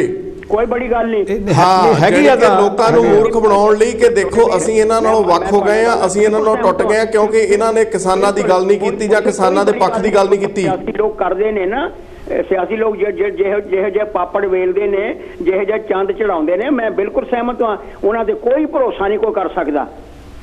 ਬਸ ਲੋਕਾਂ ਨੂੰ ਹੁਣ ਦੇਖੋ 70-75 ਸਾਲ ਹੋ ਗਏ ਉਹਨਾਂ ਤੇ ਭਰੋਸੇ ਕਰਦਿਆਂ ਨੂੰ, ਹੁਣ ਆਪਣੀਆਂ ਅੱਖਾਂ ਖੋਲ ਕੇ ਉਹ ਸਹੀ ਤਰੀਕੇ ਨਾਲ ਆਪਣੀ ਵੋਟ ਦਾ ਸਹੀ ਇਸਤੇਮਾਲ ਕਰਨ। ਆਪਣੇ ਪੋਗਲ ਸਾਹਿਬ ਤੁਹਾਡਾ ਬਹੁਤ ਥੈਂਕ ਯੂ। ਕਾਲਸ ਹੋਰ ਆਉਂਦੀਆਂ ਪਈਆਂ, ਤੁਹਾਡਾ ਹਿੱਸਾ ਲੈਣ ਦਾ ਬਹੁਤ ਬਹੁਤ ਜ਼ਰੂਰ ਆਇਆ ਕਰੋ। ਮਿਹਰਬਾਨੀ ਤੁਹਾਡੀ ਬਹੁਤ। ਥੈਂਕ ਯੂ ਜੀ ਤੁਹਾਡਾ। ਹਾਂਜੀ ਹਾਂਜੀ, ਕਿੱਥੋਂ ਬੋਲਦੇ ਹੋ ਜੀ? ਹਾਂਜੀ ਹੈਲੋ, ਲੱਗਦਾ ਜੀ ਕਾਲ ਡ੍ਰੌਪ ਹੋ ਗਈ ਆ। ਹਾਂਜੀ ਹਾਂਜੀ, ਜੈ ਗੁਰਦੇਵ ਜੀ। ਜੈ ਗੁਰਦੇਵ ਜੀ। ਆਪਣੀ ਮੈਂ ਚਰਨਜੀਤ ਸਿੰਘ ਮੱਖਾ ਜੀ ਕਮਾਂਡੀ ਤੋਂ ਬੋਲਣਾ। ਹਾਂ ਜੀ ਚਰਨਜੀਤ ਜੀ ਆਇਆਂ ਨੂੰ। ਹਾਂਜੀ ਹਾਂਜੀ, ਤੁਹਾਡਾ ਧੰਨਵਾਦ ਕਰਦੇ ਦੋਹਾਂ ਵੀਰਾਂ ਦਾ ਜੋ ਵੀ, ਕਿਉਂਕਿ ਮਿਹਰਬਾਨੀ। ਹਾਂ ਸਾਰੇ ਆਪੋ ਆਪਣੀ ਜਿੱਦਾਂ ਹੈਗੀ ਆ ਜਿੰਨੀ ਕੁ ਸਮਝ ਉਹ ਹਿਸਾਬ ਨਾਲ ਆਪਣੇ ਬਚਾਅ ਦੇ ਰਹੇ ਆ। ਜਿੰਨੀ ਕੁ ਮੈਨੂੰ ਸਮਝ ਹੈ ਮੈਂ ਇਹੀ ਸਮਝਦਾ ਹੈਗਾ, ਕਿਉਂਕਿ ਜਿੱਦਾਂ ਵੀ ਕੋਈ ਜਿਹਾ ਸਮਾਂ ਆਉਂਦਾ ਹੈਗਾ ਆ ਆਪਾਂ ਨੂੰ ਕੋਈ ਨਾ ਕੋਈ ਸਿਖਾਲਦਾ ਹੈਗਾ ਆ। ਤੇ ਕਰੋਨਾ ਨੇ ਵੀ ਸਾਰੀ ਦੁਨੀਆ ਨੂੰ ਸਿਖਾ ਦਿੱਤਾ ਹੈਗਾ। ਹਾਂਜੀ, ਤੇ ਹੁਣ ਜਿਹੜੇ ਵੀ ਲੋਕ ਤੰਗ ਹੋਏ ਹਨ, ਜਿਹਨਾਂ ਨੂੰ ਲੋੜ ਚਾਹੀਦੀ ਹੈਗੀ, ਜਿਹਨਾਂ ਨੂੰ ਮਦਦ ਨਹੀਂ ਮਿਲਦੀ, ਸਰਕਾਰਾਂ ਵੀ ਦੇਖ ਲਓ ਕਿੰਨੇ ਬਥੇਰੇ ਵਾਅਦੇ ਕਰਦੀਆਂ, ਝੂਠ ਵੀ ਬੋਲਦੀਆਂ ਹਨ, ਹੋਰ ਕੀ ਦੇਖ ਲਓ ਜਿੱਦਾਂ ਹੈਗਾ। ਤੇ ਪਰ ਲੋੜ ਵੇਲੇ ਜਿਹੜਾ ਕੋਈ ਬੰਦਾ ਕੰਮ ਨਹੀਂ ਆਉਂਦਾ, ਚਾਹੇ ਕੋਈ MP ਹੈਗਾ ਜਾਂ ਹੋਰ ਕੋਈ ਗੌਰਮੈਂਟ ਹੈਗੀ ਆ, ਉਹ ਦੁਬਾਰਾ ਉਹਨੂੰ ਚਾਂਸ ਨਹੀਂ ਮਿਲਣਾ ਚਾਹੀਦਾ। ਜਿਸ ਤਰ੍ਹਾਂ ਤੁਸੀਂ ਪਹਿਲੇ ਕਾਲਰ ਨਹੀਂ ਪਿਆ ਹੈਗਾ, ਤੁਸੀਂ ਵੀ ਸਮਝੋ ਇਹ ਕਹਿੰਦੇ ਹੈਗੇ। ਮੈਂ ਇਹ ਪਬਲਿਕ ਨੂੰ ਇਹ ਕਹੂੰਗਾ ਜਿਹੜਾ ਵੀ ਕੋਈ ਵੀ ਹੈਗਾ, ਜਿੱਦਾਂ ਸਪੈਸ਼ਲੀ ਇੰਡੀਆ ਦੇ ਵਿੱਚ ਆਪਣੇ ਲਾ ਲਓ, ਕਿਉਂਕਿ ਆਪਣੇ ਭਰਾ ਭੈਣ ਉੱਥੇ ਜ਼ਿਆਦਾ ਹਨ, ਤੇ ਕੋਈ ਵੀ ਚਾਹੇ ਜਿੰਨੀਆਂ ਪਹਿਲਾਂ ਵੀ ਗੌਰਮੈਂਟ ਆਈਆਂ ਹਨ, ਉਹ ਦੇਖ ਲਿਆ ਜੇ ਤੁਹਾਨੂੰ ਉਹਨਾਂ ਤੇ ਅਤਬਾਰ ਨਹੀਂ ਹੈਗਾ ਤਾਂ ਮੁੜ ਕੇ ਉਹਨਾਂ ਨਾਲ ਚਾਂਸ ਦਿਓ। ਕਿਉਂ ਫਿਰ ਵੀ ਇੱਥੇ ਦਾ ਸਿਸਟਮ ਦੇ ਥੋੜ੍ਹਾ ਜਿਹਾ ਹੈਗਾ, ਜਿੱਦਾਂ ਹੁਣ ਅੱਜ ਕੱਲ੍ਹ ਚੱਲਦਾ ਹੈਗਾ, ਉਹ ਵੀ ਆਪਣੇ ਕਹਿੰਦੇ ਹੈਗੇ ਵਾਅਦਿਆਂ ਤੋਂ ਜਿੱਦਾਂ ਹੈਗਾ ਥੋੜ੍ਹਾ ਜਿਹਾ ਮੁੱਕਰ ਗਏ ਹੈਗੇ। ਜਿੱਦਾਂ ਵੀ ਅਸੀਂ ਕਹਿੰਦੇ ਨਹੀਂ ਵਧਾਉਂਗੇ, ਪਰ ਉਹ ਵਧਾਉਣੀ ਪਈ ਆ। ਦੇਖ ਲਓ ਕੱਲ੍ਹ ਉਹਨੇ ਬਹਿਸ ਕੀਤੀ ਸਾਰੀ ਦਿਹਾੜੀ, ਫੇਰ ਜਾਣੀ ਕਿ ਉਹ ਪਾਸ ਕਰਾਇਆ ਹੈਗਾ। ਤੇ ਮੇਰੇ ਖਿਆਲ ਆਪਣੀ ਇੰਡੀਆ ਵਿੱਚ ਤਾਂ ਇੱਦਾਂ ਦਾ ਕੋਈ ਹੁੰਦਾ ਹੀ ਨਹੀਂ ਗਿਆ ਹੈਗਾ। ਸੋ ਜਿਹੜਾ ਸਿਸਟਮ ਹੈਗਾ ਥੋੜ੍ਹਾ ਜਿਹਾ ਚੇਂਜ ਹੋਣਾ ਚਾਹੀਦਾ। ਜੇ ਆਪ ਲੋਕ ਚਾਹੁੰਦੇ ਹੈਗੇ ਆ ਸਾਰੇ ਵੀ ਸਾਰਿਆਂ ਦਾ ਭਲਾ ਹੋਵੇ, ਤਾਂ ਜੇ ਆਪਣੇ ਜਿੱਦਾਂ ਲਾ ਲਓ ਗੁਰੂ ਗ੍ਰੰਥ ਸਾਹਿਬ ਦੀ 36 ਮਹਾਂਪੁਰਖ ਬਾਣੀ ਹੈਗੀ ਆ, ਉਹ ਆਪਾਂ ਨੂੰ ਕੀ ਸਿਖਾਉਂਦੀ ਹੈਗੀ ਆ। ਵਿਧਾਨ ਜਿਹੜਾ ਹੈਗਾ, ਕੋਈ ਵੀ ਵਿਧਾਨ ਦੇ ਹਿਸਾਬ ਨਾਲ ਚੱਲੀਏ ਤਾਂ ਆਪਾਂ, ਮੇਰਾ ਖਿਆਲ ਹੈ ਸਾਰੇ ਮੁਲਕ ਜਿਹੜੇ ਹੈਗੇ ਆ ਤੇ ਬਹੁਤ ਹੀ ਖੁਸ਼ਹਾਲ ਸੁਖ ਸਕਦੇ ਹਨ। ਮੈਂ ਜ਼ਿਆਦਾ ਮੈਂ ਕਹਿੰਦਾ ਹੋਇਆ ਤੇ ਇਹਨਾਂ ਹੀ ਮਾਫੀ ਚਾਹੁੰਦਾ ਹੈਗਾ ਜੇ ਕੋਈ ਗਲਤੀ ਹੋਈ ਤਾਂ। ਹਾਂਜੀ ਚਰਨਜੀਤ ਜੀ, ਸੰਵਿਧਾਨ ਤਾਂ ਸਾਡਾ ਵੀ ਕਾਫੀ ਵਧੀਆ ਆ, ਪਰ ਗੱਲ ਆ ਵੀ ਜਿਸ ਤਰ੍ਹਾਂ ਆਪਾਂ ਪਹਿਲਾਂ ਕਰਦੇ ਆ ਵੀ ਉਸ ਨੂੰ ਲਾਗੂ ਕਰਨ ਵਾਲਾ ਕੌਣ ਹੈ, ਉਸ ਤੇ ਗੱਲ ਆ ਜਾਂਦੀ ਆ ਕਿ ਉਹਦੀ ਨੀਅਤ ਕੀ ਹੈਗੀ ਹੋਣਾ। ਦੇਖੋ ਹੈ ਨਾ, ਫਿਰ ਉਹ ਸੰਵਿਧਾਨ ਵੀ ਕੀ ਕਰੂਗਾ। ਹਾਂਜੀ ਚਲੋ, ਹਾਂਜੀ ਹਾਂਜੀ ਹਾਂਜੀ, ਕੋਈ ਗੱਲ ਨਹੀਂ। ਹਾਂਜੀ ਕੌਣ ਹੋ ਜੀ? ਹੈਲੋ, ਸਤਿ ਸ੍ਰੀ ਅਕਾਲ ਭਾਜੀ। ਹਾਂ ਸਤਿ ਸ੍ਰੀ ਅਕਾਲ ਜੀ। ਤੁਹਾਡਾ ਸ਼ੁਭ ਨਾਮ ਜੀ? ਮੈਂ ਗਗਨਜੀਤ ਬੋਲਦਾ ਜੀ। ਹਾਂ ਜੀ ਆਇਆਂ ਨੂੰ ਗਗਨਜੀਤ ਜੀ, ਨਾਂ ਤੁਹਾਡਾ ਬਹੁਤ ਸੋਹਣਾ ਆ। ਥੈਂਕ ਯੂ ਵੈਰੀ ਮਚ ਜੀ। ਤੇ ਭਾਜੀ ਆਪਾਂ ਜਿੱਦਾਂ ਹੁਣ ਮੈਂ ਇਸ ਟੌਪਿਕ ਤੇ ਗੱਲ ਕਰਨੀ ਸੀ ਵੀ ਜਿੱਦਾਂ ਹੁਣ ਆਪਣੀ ਚੋਣਾਂ ਆ ਰਹੀਆਂ ਨੇ ਨਾ, ਜਿੱਦਾਂ ਵੀ ਬੜਾ ਜ਼ੋਰੋ ਸ਼ੋਰ ਖਰੋਸ਼ ਦੇ ਨਾਲ ਪੰਜਾਬ ਦੇ ਵਿੱਚ ਰੌਲਾ ਪਿਆ ਹੋਇਆ ਨਾ, ਅਸੀਂ ਜਿੱਤਾਂਗੇ ਜੀ, ਅਸੀਂ ਆਹ ਕਰਾਂਗੇ ਪੰਜਾਬ ਦੇ ਵਿੱਚ। ਹਾਂਜੀ ਹਾਂਜੀ। ਤੇ ਮੇਰੇ ਹਿਸਾਬ ਦੇ ਨਾਲ ਹੀ ਇਹ ਹੁਣ ਇਸ ਟਾਈਮ ਜਿੱਦਾਂ ਅਕਾਲੀ ਹੋ ਗਏ, ਕਾਂਗਰਸ ਹੋ ਗਈ, ਹਾਂਜੀ, ਤੇ ਤੀਜੀ ਪਾਰਟੀ ਆਪਣੀ ਕੇਜਰੀਵਾਲ ਵਾਲੀ ਹੋ ਗਈ, ਆਪ ਹੋ ਗਏ। ਹਾਂਜੀ, ਆਪ ਵਾਲੇ ਹੋ ਗਏ। ਹਾਂਜੀ, ਤੇ ਮੇਰੇ ਹਿਸਾਬ ਨਾਲ ਇੱਕ ਹਾਂਜੀ ਆਪ ਵਾਲੇ ਹੋ ਗਏ। ਮੇਰੇ ਹਿਸਾਬ ਨਾਲ 4 ਫਰੰਟ ਹੋਣੇ ਚਾਹੀਦੇ ਆ ਪੰਜਾਬ ਦੇ ਵਿੱਚ। ਤੇ ਲੋਕਾਂ ਨੂੰ ਡਿਸਾਈਡ ਕਰਨਾ ਚਾਹੀਦਾ ਵੀ ਕਿਹੜੀ ਪਾਰਟੀ ਪੰਜਾਬ ਦਾ ਸੁਧਾਰ ਕਰ ਰਹੀ ਹੈ। ਉਹਨਾਂ ਨੇ ਤਾਂ ਬਹੁਤ ਔਖਾ ਕਰ ਦਿੱਤਾ। ਇੱਕ ਕਹਿੰਦਾ ਵੀ ਬਿਜਲੀ ਅਸੀਂ 4 ਰੁਪਏ ਨੂੰ ਦੇਵਾਂਗੇ ਯੂਨਿਟ, ਇੱਕ ਕਹਿੰਦਾ ਅਸੀਂ ਤਾਂ 2 ਰੁਪਏ ਨੂੰ ਦੇਵਾਂਗੇ, ਇੱਕ ਕਹਿੰਦਾ ਅਸੀਂ 600 ਯੂਨਿਟ ਹੀ ਮਾਫ ਕਰ ਦਿੰਦੇ ਆ ਅਸੀਂ, ਕੋਈ ਕਹਿੰਦਾ ਮੋਟਰਾਂ ਦੇ ਬਿੱਲ ਨਹੀਂ ਦੇਵਾਂਗੇ, ਲਾਵਾਂਗੇ।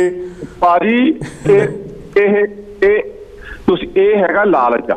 ਹਾਂਜੀ ਬਿਲਕੁਲ। ਜਿੰਨਾ ਚੱਕਰ ਪਬਲਿਕ ਲਾਲਚ ਦੇ ਵਿੱਚ ਆਉਂਦੀ ਹੈ ਨਾ, ਜਿਹੜਾ ਬੰਦਾ ਲਾਲਚੀ ਹੋ ਜਾਂਦਾ ਉਹ ਡਿਸੀਜਨ ਨਹੀਂ ਲੈ ਸਕਦਾ। ਬਿਲਕੁਲ, ਆਪਣਾ ਭਲਾ ਨਹੀਂ ਸੋਚ ਸਕਦਾ। ਹਾਂਜੀ ਹਾਂਜੀ ਹਾਂਜੀ, ਜਿਹੜਾ ਬੰਦਾ ਲਾਲਚੀ ਹੈ ਨਾ ਉਹ ਡਿਸੀਜਨ ਨਹੀਂ ਲੈ ਸਕਦਾ, ਆਪਣਾ ਭਲਾ ਨਹੀਂ ਸੋਚ ਸਕਦਾ, ਗੁਆਂਢੀ ਦਾ ਭਲਾ ਨਹੀਂ ਸੋਚ ਸਕਦਾ, ਆਪਣੇ ਇਲਾਕੇ ਦਾ ਨਹੀਂ ਸੋਚ ਸਕਦਾ। ਲੱਖ ਰੁਪਏ ਦੀ ਗੱਲ ਤੁਹਾਡੀ ਬਿਲਕੁਲ ਸਹੀ ਗੱਲ ਆ। ਹਾਂਜੀ, ਸੋ ਇਸ ਕਰਕੇ ਜਿਹੜਾ ਹੁਣ ਜਿੱਦਾਂ ਹੁਣ ਪੰਜਾਬ ਦੇ ਵਿੱਚ ਕਿੰਨੀਆਂ ਸੀਟਾਂ ਆ, ਉਹਦੇ ਚ ਤੀਜੇ ਸਟੇਟ ਤੋਂ ਆ ਕੇ ਬੰਦਾ MLA ਜਾਂ MP ਬਣ ਜਾਂਦਾ। ਬਣਦਾ ਕਿ ਨਹੀਂ ਬਣਦਾ ਜੀ? ਬਿਲਕੁਲ ਜੀ, ਬਿਲਕੁਲ। ਪਰ ਉਹ ਨਾ ਉਸ ਇਲਾਕੇ ਵਾਲਿਆਂ ਨੂੰ ਸੋਚਣਾ ਚਾਹੀਦਾ ਵੀ ਤੁਹਾਡੇ ਇਲਾਕੇ ਦੇ ਵਿੱਚ ਬੰਦਾ ਹੈ ਨਹੀਂ ਕੋਈ। ਤੁਹਾਡੇ ਇਲਾਕੇ ਦਾ ਆਪਣੇ ਦਾ ਕੋਈ ਬੰਦਾ ਨਹੀਂ ਹੈਗਾ ਯਾ ਆਪਣੇ ਵੀ ਤੁਸੀਂ ਆਪਣੇ ਇਲਾਕੇ ਦਾ ਤੁਸੀਂ MLA MP ਖੜਾ ਕਰੋ ਜਿਹੜਾ ਕਿ ਤੁਹਾਡੀ ਸੋਚੇ। ਉਹ ਤੀਜੀ ਸਟੇਟ ਤੋਂ ਆ ਕੇ ਤੁਹਾਡਾ ਸੋਚੂਗਾ ਉਸ ਨੂੰ ਪਤਾ ਵੀ ਹੈ ਨਹੀਂ ਤੁਹਾਡੀ ਸਟੇਟ ਦਾ ਤੁਹਾਡਾ। ਸੋ ਇਹੋ ਜਿਹੀਆਂ ਗੱਲਾਂ ਨੇ ਜਿਹੜੀਆਂ ਸਾਨੂੰ ਹਾਂਜੀ ਇਹੋ ਜਿਹੀਆਂ ਗੱਲਾਂ ਸਾਨੂੰ ਸਟੇਟ ਵਾਈਜ਼ ਸੋਚਣੀਆਂ ਪੈਣਗੀਆਂ। ਸਾਡੀ ਆਪਣੀ ਸੋਚ ਨੂੰ ਡਿਵੈਲਪ ਕਰਨਾ ਪਊਗਾ। ਜਿੰਨਾ ਚੱਕਰ ਅਸੀਂ ਆਪਣੇ ਆਪ ਨੂੰ ਡਿਵੈਲਪ ਨਹੀਂ ਕਰ ਸਕਦੇ ਤੁਸੀਂ ਪੰਜਾਬ ਨੂੰ ਡਿਵੈਲਪ ਨਹੀਂ ਕਰ ਸਕਦੇ। ਬਿਲਕੁਲ ਦੇਖੋ ਗਗਨ ਜੀ, ਗੱਲ ਹੈਗੀ ਡਿਵੈਲਪ ਦੀ। ਤੁਸੀਂ ਕਹਿੰਦੇ ਆ ਜਦ ਤੱਕ ਸਾਡੀ ਦਿਮਾਗੀ ਹਾਲਤ ਡਿਵੈਲਪ ਨਹੀਂ ਹੁੰਦੀ ਹੈਗੀ ਸਾਨੂੰ ਉਹਨਾਂ ਨੇ ਇਦਾਂ ਹੀ ਉਲਝਾਏ ਰੱਖਣਾ, ਕਿਉਂਕਿ ਉਹ ਦਿਮਾਗੀ ਡਿਵੈਲਪਮੈਂਟ ਹੈ ਜਿਹੜੀ ਉਹ ਚੰਗੀ ਐਜੂਕੇਸ਼ਨ ਨਾਲ ਹੋ ਸਕਦੀ ਆ। ਸੋ ਐਜੂਕੇਸ਼ਨ ਸਾਡੇ ਕੋਲ ਹੈ ਨਹੀਂ। ਸਾਡੀ ਹੈਲਥ ਸਰਵਿਸ ਉਹਨਾਂ ਨੇ ਖਤਮ ਕਰ ਦਿੱਤੀ। ਐਜੂਕੇਸ਼ਨ ਉਹ ਪੜਾਉਂਦੇ ਨੇ ਪ੍ਰਾਈਵੇਟ ਸਕੂਲਾਂ 'ਚ ਜਿਹੜੀ ਉਹਨਾਂ ਨੂੰ ਜ਼ਰੂਰਤ ਆ। ਪਰ ਚਲੋ ਆਪਣੇ ਕੋਲ ਐਜੂਕੇਸ਼ਨ ਨਹੀਂ ਹੈਗੀ ਪਰ ਆਪਾਂ ਨੂੰ ਜਿਹੜਾ ਬੰਦਾ ਅਨਪੜ੍ਹ ਵੀ ਹੈ ਨਾ ਉਹਨੂੰ ਵੀ ਪਤਾ ਹੈ ਵੀ ਇਹ ਮੈਨੂੰ ਲਾਲਚ ਦੇ ਰਿਹਾ ਜਾਂ ਮੈਨੂੰ ਕੀ ਕਰ ਰਿਹਾ। ਆਪਣੇ ਗਗਨਜੀਤ ਜੀ ਮੈਂ ਮਾਫੀ ਦਾ ਜਾਚ ਕਰਵਾਵਾਂਗਾ ਸਰ। ਆਪਣੇ ਕੋਲ 30 ਸੈਕਿੰਡ ਰਹਿ ਗਿਆ। ਟਾਈਮ ਮੇਰੇ ਕੋਲ ਬਹੁਤ ਥੋੜਾ ਰਹਿ ਗਿਆ।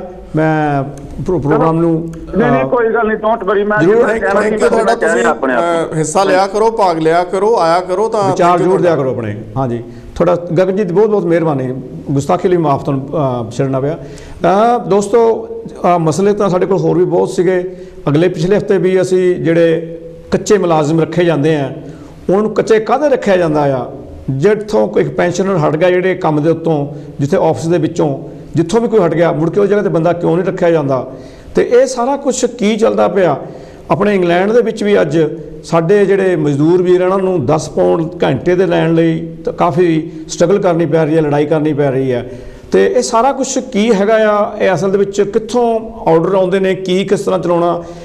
ਤੁਹਾਨੂੰ ਇਹ ਗੱਲ ਅਗਲੇ ਹਫਤੇ ਅਸੀਂ ਜ਼ਰੂਰ ਕੋਸ਼ਿਸ਼ ਕਰਾਂਗੇ ਜੇ ਕਵਰ ਹੋ ਸਕੀ ਕਿ ਦੁਨੀਆ ਨੂੰ ਚਲਾਉਂਦਾ ਕੌਣ ਆ। ਅਸਲ ਦੇ ਵਿੱਚ ਇਹ ਆਪਾਂ ਨੂੰ ਭੁਲੇਖਾ ਹੈਗਾ ਆਪਣੇ ਦਿਮਾਗਾਂ ਦੇ ਵਿੱਚ, ਆਪਣੇ ਕਲਚਰ ਦੇ ਵਿੱਚ ਕਿ ਇਹ ਕੋਈ ਬਾਹਰਲੀ ਦੇਵੀ ਤਾਕਤ ਸਾਨੂੰ ਚਲਾਉਂਦੀ ਆ। ਇਹ 'ਚ ਆਪਣਾ ਵਿਚਾਰ ਨੇ। ਤੇ ਇੱਕ ਪਾਸੇ ਪਰ ਜਦੋਂ ਆਪਾਂ ਧਿਆਨ ਨਾਲ ਦੇਖਾਂਗੇ ਕਿ ਕਿਸ ਤਰ੍ਹਾਂ ਜਿਹੜੇ ਇੱਥੇ ਧਰਤੀ ਦੇ ਰਾਜਨੇਤਾ ਨੇ ਬੈਠੇ ਨੇ ਉਹ ਕਿਸ ਤਰ੍ਹਾਂ ਚਲਾਉਂਦੇ ਆ। ਤੁਹਾਡੇ ਸਾਹਮਣੇ ਮੋਦੀ ਦੀ ਐਗਜ਼ਾਮਪਲ ਭਾਰਤ ਨੂੰ ਕਿਸ ਤਰ੍ਹਾਂ ਚਲਾ ਰਿਹਾ, ਕਿੱਥਾ ਪੁੱਠਾ ਟੰਗਣ ਨੂੰ ਫਿਰਦਾ ਉਹ, ਕਿਸ ਤਰ੍ਹਾਂ ਉਹ ਜਿਹੜਾ ਰੋਟੀ ਖਾਂਦੇ ਲੋਕ ਸੀ ਜਿਹੜੇ ਉਹ ਬਿਲਕੁਲ ਰੋਟੀ ਤਾਂ ਖਾਣੀ, ਪਰ ਉਹਨਾਂ ਨੂੰ ਜਾਣ ਦੀ ਬਿਪਤਾ ਪਈ ਹੋਈ ਆ ਕਿ ਬਚ ਕੇ ਕਿੱਥੇ ਜਾਣਾ ਮੋਦੀ ਦੇ ਗੁੰਡਿਆਂ ਤੋਂ ਜਾਂ ਹੋਰਾਂ ਬਾਦਲਾਂ ਦੇ ਗੁੰਡਿਆਂ ਤੋਂ। ਤੇ ਦੋਸਤੋ ਆਪਣੇ ਮੇਰੇ ਵੱਲੋਂ, ਮੇਰੇ ਸਾਥੀ ਕੁਲਵੰਤ ਜੀ ਵੱਲੋਂ, ਹਾਂਜੀ ਸਾਡੇ ਦੋਨਾਂ ਵੱਲੋਂ ਇਹ ਜਿਹੜਾ ਪ੍ਰੋਗਰਾਮ ਹੈ ਇੱਥੇ ਹੀ ਖਤਮ ਹੁੰਦਾ ਆ। ਸਾਰਿਆਂ ਨੂੰ ਜੈ ਗੁਰਦੇਵ, ਧੰਨ ਗੁਰਦੇਵ, ਸਾਰਿਆਂ ਨੂੰ ਸਤਿ ਸ਼੍ਰੀ ਅਕਾਲ। ਹਾਂ ਕੋਈ ਗਲਤ ਕਹਿ ਹੋਵੇ ਮਾਫੀ ਦੀ ਜਾਚਕ ਹੈ। ਮਿਹਰਬਾਨੀ।